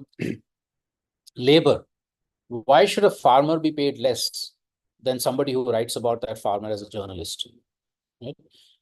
So intellectual labor has always been thought to be higher status. But there's no reason why that has to be the case. So there's a lot more. I don't have the time to go into all of these, not just rights of human beings, but also the rights of all species and of nature. And this is a growing movement in many parts of the world where rivers' rights have been recognized, mountains' rights are being recognized. Now, if you think of all of this, and of course, enjoyment and fun and creativity is very much part of that. If you put this set of values, and I'm sure you can all think of more, together, what we come up with is what we call worldviews that celebrate life. So here the celebrity is not an Elon Musk or a whoever else you can think of. The celebrity is that one Dalit woman farmer who on 2 acres of land is able to feed a family of 8 people with no pesticides, with no damage to nature, with her own knowledge and her own seeds. That's the celebrity. That's what we have to start thinking very differently about, what these worldviews are. One of the oldest such worldviews in the world is from India. Is called Swaraj, probably been around for 1,000 years, which is about we resist, but we also construct. We assert our rights, but we also responsible for the well-being and the happiness of others. Gandhi brought this back very prominently during the independence movement, but he was very clear that it's not just about India being independent of the British, because then a new set of rulers could take over, which is unfortunately what's happened, right? He said it's about really every one of us having that sense of freedom, autonomy, but with responsibility as individuals and as collectives. A couple of us have extended that to say that responsibility needs to extend to other species. So eco-Swaraj, or what could be called radical ecological democracy. Radical democracy, as I said earlier, we're all decision makers on the ground wherever we are as collectives, but we're also responsible to ecology and to other people. So let me finish now in the next 2-3 minutes. There are similar worldviews all across the world. I'll show you a book at the end, which has about 90 or 100 of these. Some of these are very, very old notions from Adivasi indigenous peoples. Some of them are reinterpretations of major religions. That's very important because religions have also become very dogmatic. And we see what's happening right now in India. One religion is trying to push itself over all others. And it's also approaches coming from within the capitalist industrialized West, such as degrowth, ecofeminism. I'm sure you will do more of these during this course. One question I often get asked is, this is all great to have all these thousands of initiatives, but how do you create scale? How do you challenge the macro economic and political forces? That's not an easy, there's no easy answer to that. But one thing that's very important is that it's not about upscaling. It's not one thing becoming bigger and bigger and bigger and bigger, which is how, unfortunately, corporations work and some NGOs also. It's really about people creating their own solutions, learning from each other, trying it out in their own areas, and then networking horizontally. You create scale by networks, not by one organization becoming bigger and bigger and bigger. So finally, a couple of initiatives we've started, which attempts to try and bring people together so you can create this kind of scale. About 10 years back, we started this process called Vikalp Sangam, or the confluence of alternatives. So all these different sectors that you can see on the slide, people working on these, coming together, learning, sharing, exchanging, collaborating, challenging each other, creating visions of what kind of India we want. There's an ongoing youth Vikalp Sangam process so that young people can actually have their own voice in what kind of future we want for India and the world. Documenting a lot of stories of inspiration and hope. So this website has now about 2,000 such stories, of which I just showed a few. Sorry. And with Vikalp Sangam and many other similar networks across the world, we also have a platform called the GTA, the Global Tapestry of Alternatives, with the same objectives, but at a much more global scale. What can we do as young people? A lot. And that's why I started with the story of what we did when we were in school and college. We should never think of ourselves as being too small. But we need to try and understand how problems are intersectional, how solutions are also intersectional. You can't just work on conservation, you also have to work on social change. You can't just work on gender justice, you also have to work on ecology. So as a student, as an academic, as a young person, as anything in life, actually, we need also to be an activist without fear. If something is going wrong, let's speak up. We know there are problems. We know governments are going to crack down on us, but unless we speak, who is going to speak? Basically, then we're just giving into the system. Communities are as much teachers as those with PhDs. They have incredible knowledge. They have incredible wisdom.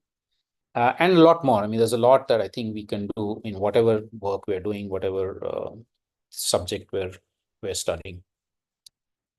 These are a few books, and I'll put links to these in the chat so you can look at them. They're all available for free PDF download if you don't want to buy them. There's a lot of very, very inspiring material available across India and the world, which you can all learn from and join. With that, I'm stopping. I will, as I said, I'll put links in the chat and you can get much more. Thanks a lot. I think we have about 15-20 minutes for a discussion. Thank you, IMPRI, again. Thank you, sir. Thank you so much for such an comprehensive and thought-provoking session. And we truly appreciate your insights. So the floor is now open for Q&A. Please use the raise hand feature or type your questions in the Q&A box, or you can just unmute yourself and speak for yourself. So yeah, if anybody has any questions, you're welcome, please.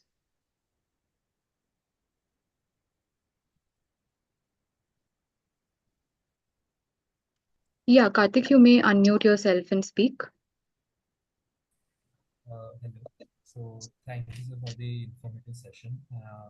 I wanted to ask that you discussed governance in a big focus. So I wanted to ask if we compare India and Karthik, China. could you please be a little more louder? We can't hear you. Yeah. So I wanted to ask that if we compare India and China, both as countries belong to South Asia. So both of them had similar values if we look at the past, such as focusing on education and science and the culture of budgeting. And at a point after independence, if we look at the GDP, both were equal. But what did China do different that now it is one of the world's biggest economies, the biggest producer of renewable energy, and also the biggest manufacturer in the world. And I think it is an example where the whole centralized governance led to this change. So, how did China win in centralized governance and other countries are not able to do that? Okay, thanks, Karthik. I mean, this requires a much longer response than the time we have. I don't, of course, I'm by no means a China expert. But one important thing is that, look, if you have a centralized, more or less dictatorial form of government, as they have done as a so-called communist country, and you decide on a certain path of action, you're able to achieve that much better than if you were a so-called democratic country where you have to consult and things like that.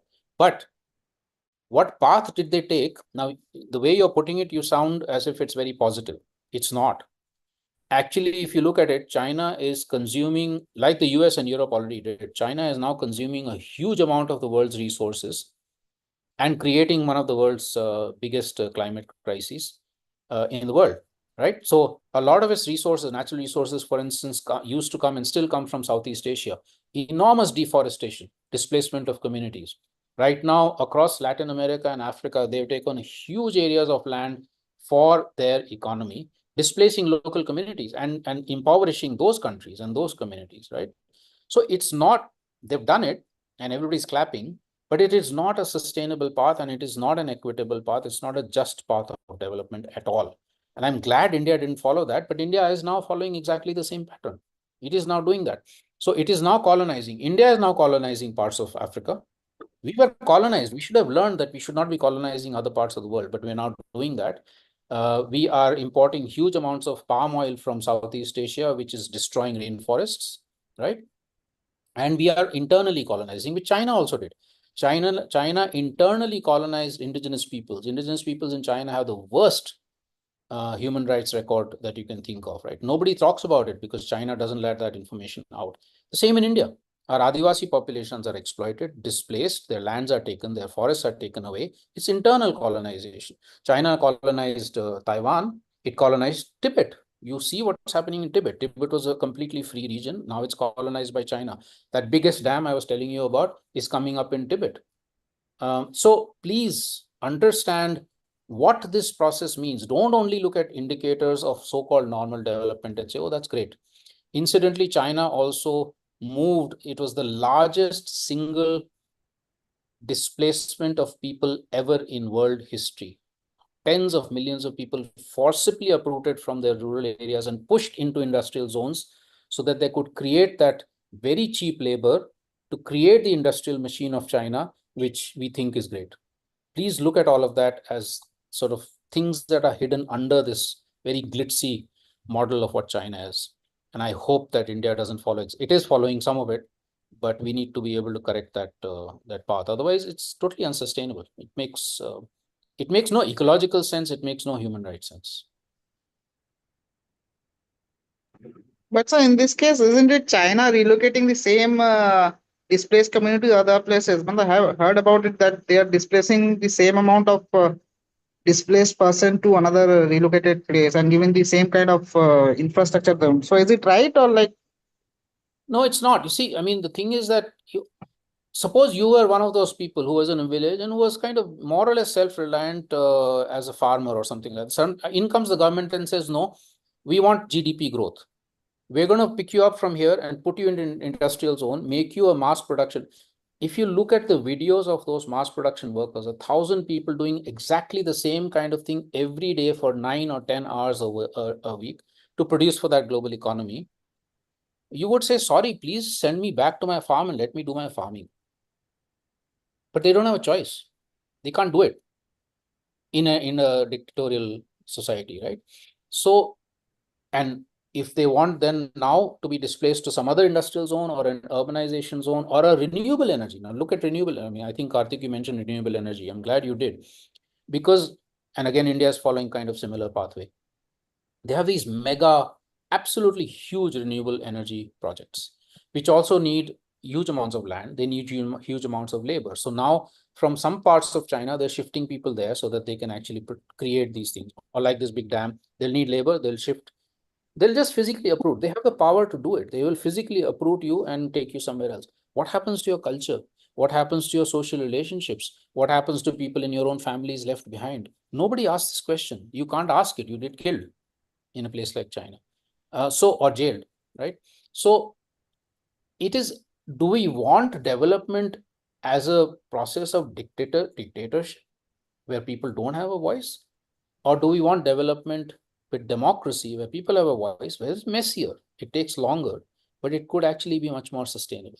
That's the question we have to ask. And what happens to the earth? What happens to the river where that huge dam is coming up? Nobody's asking the dolphins in that river. Nobody's asking any other wildlife there. Nobody's asking the millions of, the thousands of people who will be displaced by that dam.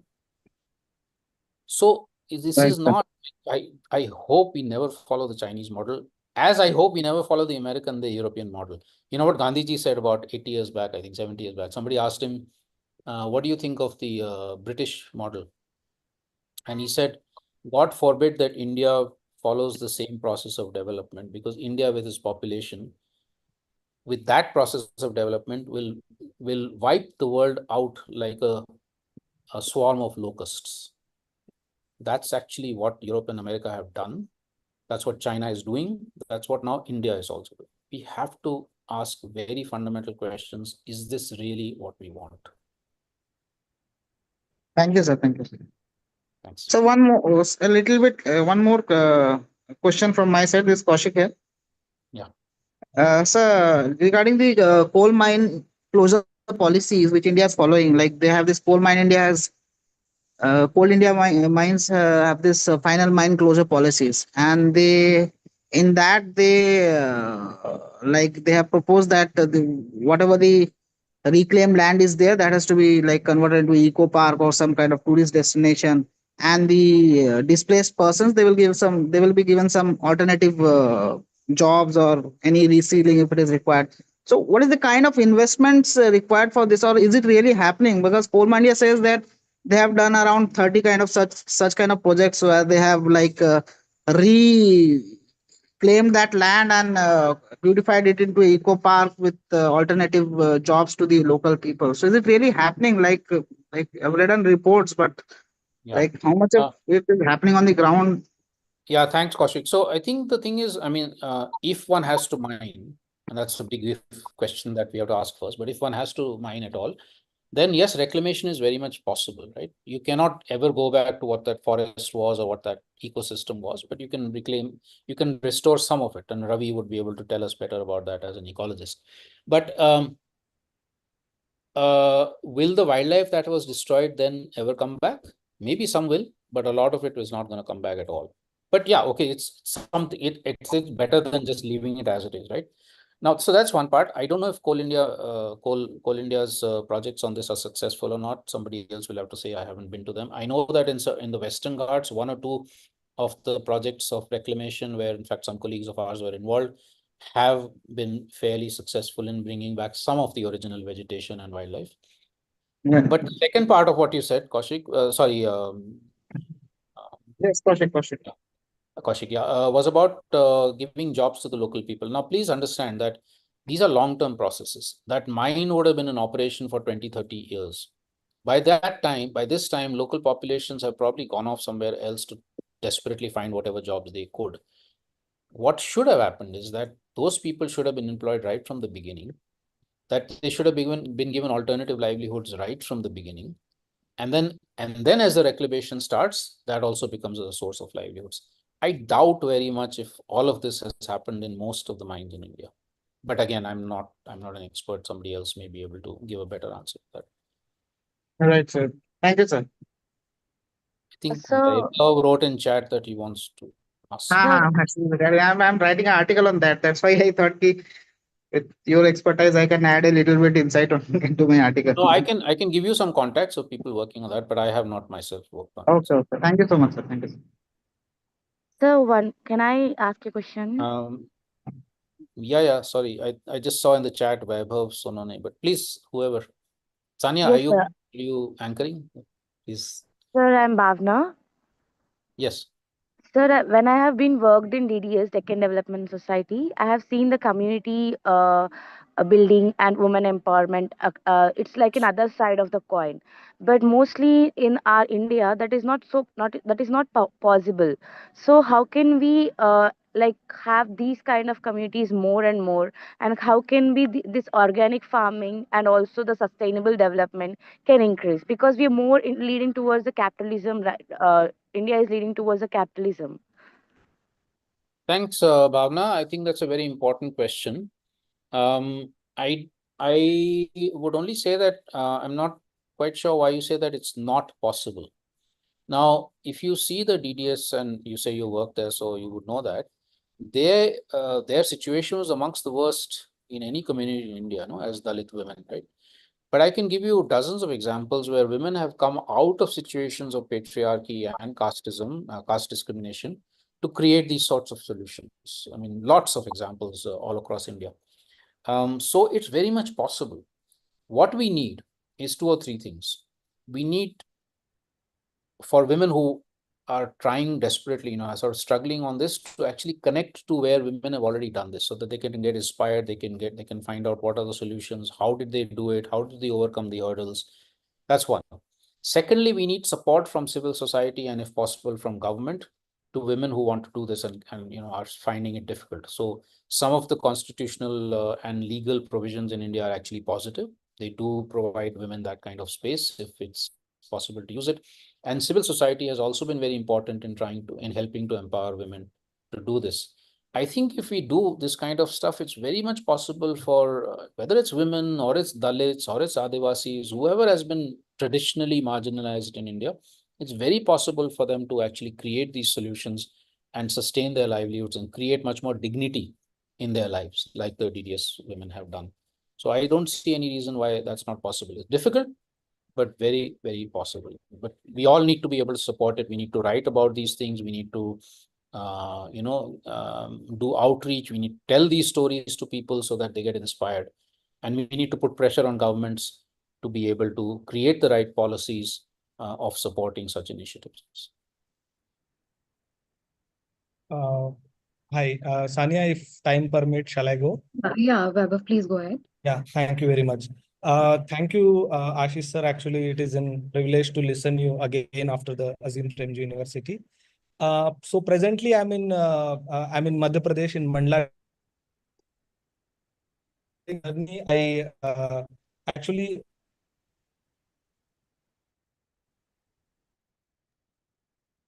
Is it me or is it is Vaibhav's connection? Sir, it's Vaibhav's connection, I believe. Okay.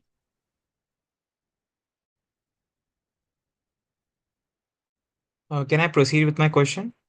वैभव आपको सुनाई नहीं दे रहा है हमें. आप video बंद कर दीजिए. Maybe that might be better.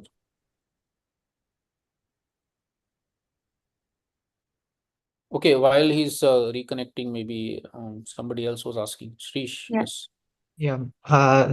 Thank you, sir, for the information you give. So my question is like, in a democratic country like India, although I have a doubt on the statement, we see violation of constitutional articles, for example, like 48A, which says conservation of wildlife and forest. And we see the deforestation and the displacement of animals that happened in Telangana. So we as young activists of climate activists, what we can do to save these articles and to save the Yeah. forest and the wildlife. Thanks, Rish. I mean, this is why I put up that slide about what we can do as young people, or as anybody for that matter. There are 5-6 things we can do. Firstly, I think we have to continue exposing the destruction that's taking place. It was good that what was happening in Andhra Pradesh, for instance, got a lot of coverage. Unfortunately, we don't get the same coverage for a lot of other things happening in other states. Right now, for instance, I have a petition going on in the National Green Tribunal against this very crazy in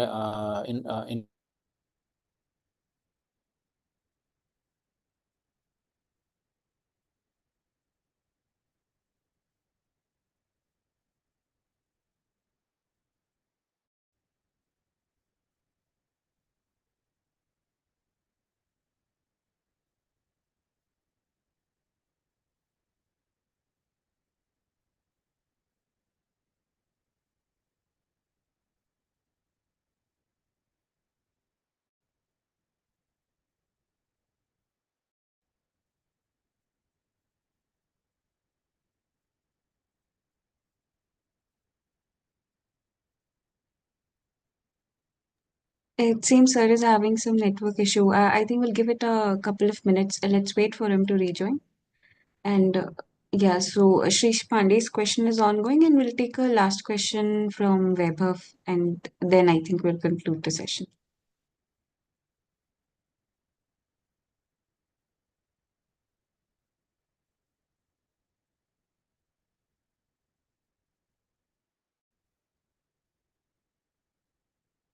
Hi, sorry, can you hear me? Yeah, sir. We can hear you now. My lights just went off, so you're not going to be able to see me. Maybe just miss. It's okay, sir. Yeah.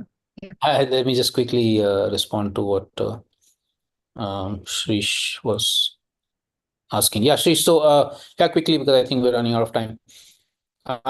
Firstly, as I said, it's very important for us to expose what's going on, right? So, and I was saying that I think it was good that there was so much lights are back, so much coverage of what was happening in Andhra Pradesh, but we need similar coverage for things happening elsewhere also, right? Now, I am fighting a case right now against this infrastructure project in Nicobar, which is crazy. It's going to destroy 130 square kilometers. I mean, what's happening in Andhra Pradesh is nothing compared to what's going to happen in Nicobar.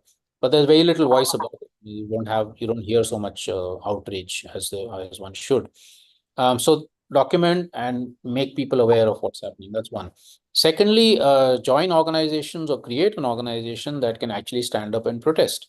Whether it's physical actions on the ground, like what the students did there, or what, going back to the Chipko movement long back, or it is other forms of protest, media coverage, writing petitions and protests to the authorities and so on. Third, legal action. We still fortunately have some dependent judiciary, only some. Most of it is gone, but some is still there. And so taking it to the National Green Tribunal or other, high courts and Supreme Court. So legal action is very important. Fourth, generating international solidarity where it's appropriate, to be able to create a more global voice against what is happening.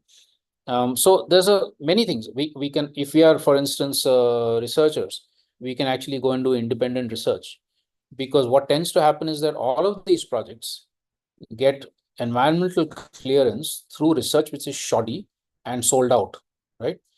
It is done in such a way that it says, oh, everything is okay with the project.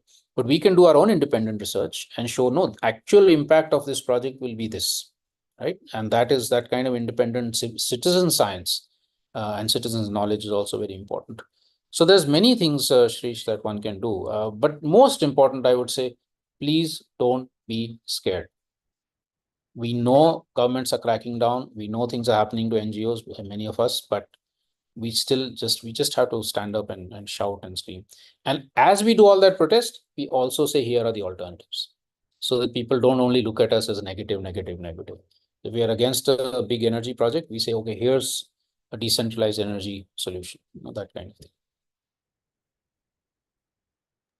Thank you, sir. Hi. Sorry, my network was lost. So again, I'm saying thank you for this session. And my question is around, so now I'm living in Mandla, Madhya Pradesh. And after the Sardar Sarovar Dam, after the Bargi Dam, and after the Tawa Dam, so basically the Narmada Development Project, where you people, you, Medha, and all people actually started this movement. And I think now we are the generation who are suffering for this. So in my district, actually, the Basania project is new dam in the Narmada development project is going to schedule. So we are in a very much struggle that some news are coming, some any information from the bureaucrats are coming, but we didn't get any clear information about it. That is this dam are canceling, the government is canceling this project or not. So like you shared all these things, like how to fight against it through the protest, through the legal action, through the research and all. But especially with this Narmada development project, if you have any kind of information regarding this, that our government, because due to the Sardar Sarovar Dam and due to the Narmada Bachao movement, all these things, all this discourse happened from last 30 years. So what is the status of this Narmada development project now? And if the government is continuing this project, then surely we will take your help to Yeah, to Vaibhav, actually. sorry. Yeah, I understood. Thanks a lot. So I last few years I've not been so directly in touch with the Narmada Valley, but I can certainly put you in touch. You might already be in connection with some of the NBA people. I can put you in touch with them. Um, the most important step right now, if you haven't already done it, is to file RTI applications asking for the latest current information on the dam that you're talking about. What is the status? Has it got environmental clearance? What is the potential impacts on people, etc.? All that. That's something you can ask through RTI. And if you don't get it, you can go on appeal, and then that's one thing. Secondly, if you're in touch with NBA, but also the National Alliance of People's Movements, they can help you to raise a voice, right? Maybe you're already doing some of this, so I don't know. I'm just mentioning things. NAPM can help you to raise a more national voice or local plus national voice on this. And finally, of course, the most important thing would be people power. So people like you, but also others in that area who are concerned, being able to mobilize as an organization or as a movement to be able to raise that voice. So it's a combination of these 3-4 things that will have to be tried. Please be aware that despite all of this, as you know, the Narmada movement was not able to succeed in stopping Sardar Sarovar or Narmada Sagar. So failures are sometimes going to be there. We have to be prepared for them, but we must still fight. Thank you. Thank you very much. Thank you for this word. I'm Thank putting you, sir. it in the chat. So if anybody wants to connect with me later on, I'd be happy to be connected and can give you, I can't answer all these questions. I'm not an expert on everything or anything, but I can put you in touch with many other people who can actually help. I'm just putting my email ID there. And I also put a lot of links to the other documents I had spoken about. So please do look at them. Thank you, Okay. sir. Thank you. Yeah, thank you so much for not only sharing your insights with us, but also patiently answering all the questions. We hope to keep learning from you in further IMPRI events as well. So this brings us to the end of the session today, and I invite Bhargavi ma'am for the closing remarks. Thank you, Ashish, for that very profound and enlightening talk. No matter, I may probably be listening to it second or the third time, but still there is so much that I enjoy in each of your slides. One particular slide where, the global south is on the top. I love that slide. And yes, you definitely highlighted so many things which are very important. And I love the last line that you said that, we must still fight. Yes, not everything is a success, but we continue to fight. I think the fight slows down the projects quite a bit. I gain a lot of happiness from those little things. There are lots of delays caused in the project because of these kind of fights, and that is very important because we are not fighting small things, you're fighting really big things and big corporations, big investments. So these fights are worth it. And at the end of the day, when future generations turn up and say, why didn't you do something? We do have answers saying that, no, there was something that was done and somebody had to stand up and say, no, somebody had to stand up and, hold the decision makers accountable. So I think that process is also very important in this. And thank you for highlighting that. So with that, thanks again. And this has been a great start to this 3-month course. Thank you so much. Thanks a lot, and all the best for the next 3 months. I'm sure there's going to be a lot of excitement. Yeah. Thank you. Zindabad. Namaste. Thank you, ma'am. Thank you, sir. So, with this, I proceed to the formal vote of thanks. As we come to the end of day one of EPAYF Environment Policy and Action Youth Fellowship Cohort 2.0, an online international summer school program, a 2-month online immersive introductory leadership certificate training fellowship program, I, Sania Verma, researcher at IMPRI Impact and Policy Research Institute, would like to propose the formal vote of thanks on behalf of IMPRI New Delhi. We are grateful to our experts for the day one session, Mr. Ashish Kothari ji, for taking out their valuable time and allowing us to learn from this online certificate program. We thank our chair, Ms. Bhargavi S Rao ji, for convening the session, and we thank all of our participants who have raised pertinent questions and actively participated in today's deliberation. We look forward to welcoming you next Saturday on April 18th for our day 2 of this certification course. And we are grateful if you are watching us later on YouTube or listening to us on our various podcasts or reading our publications. We hope you continue to join in our IMPRI web policy talk and web policy learning. Wishing you a good day. Thank you. Thank you. Good night. Thank you, ma'am.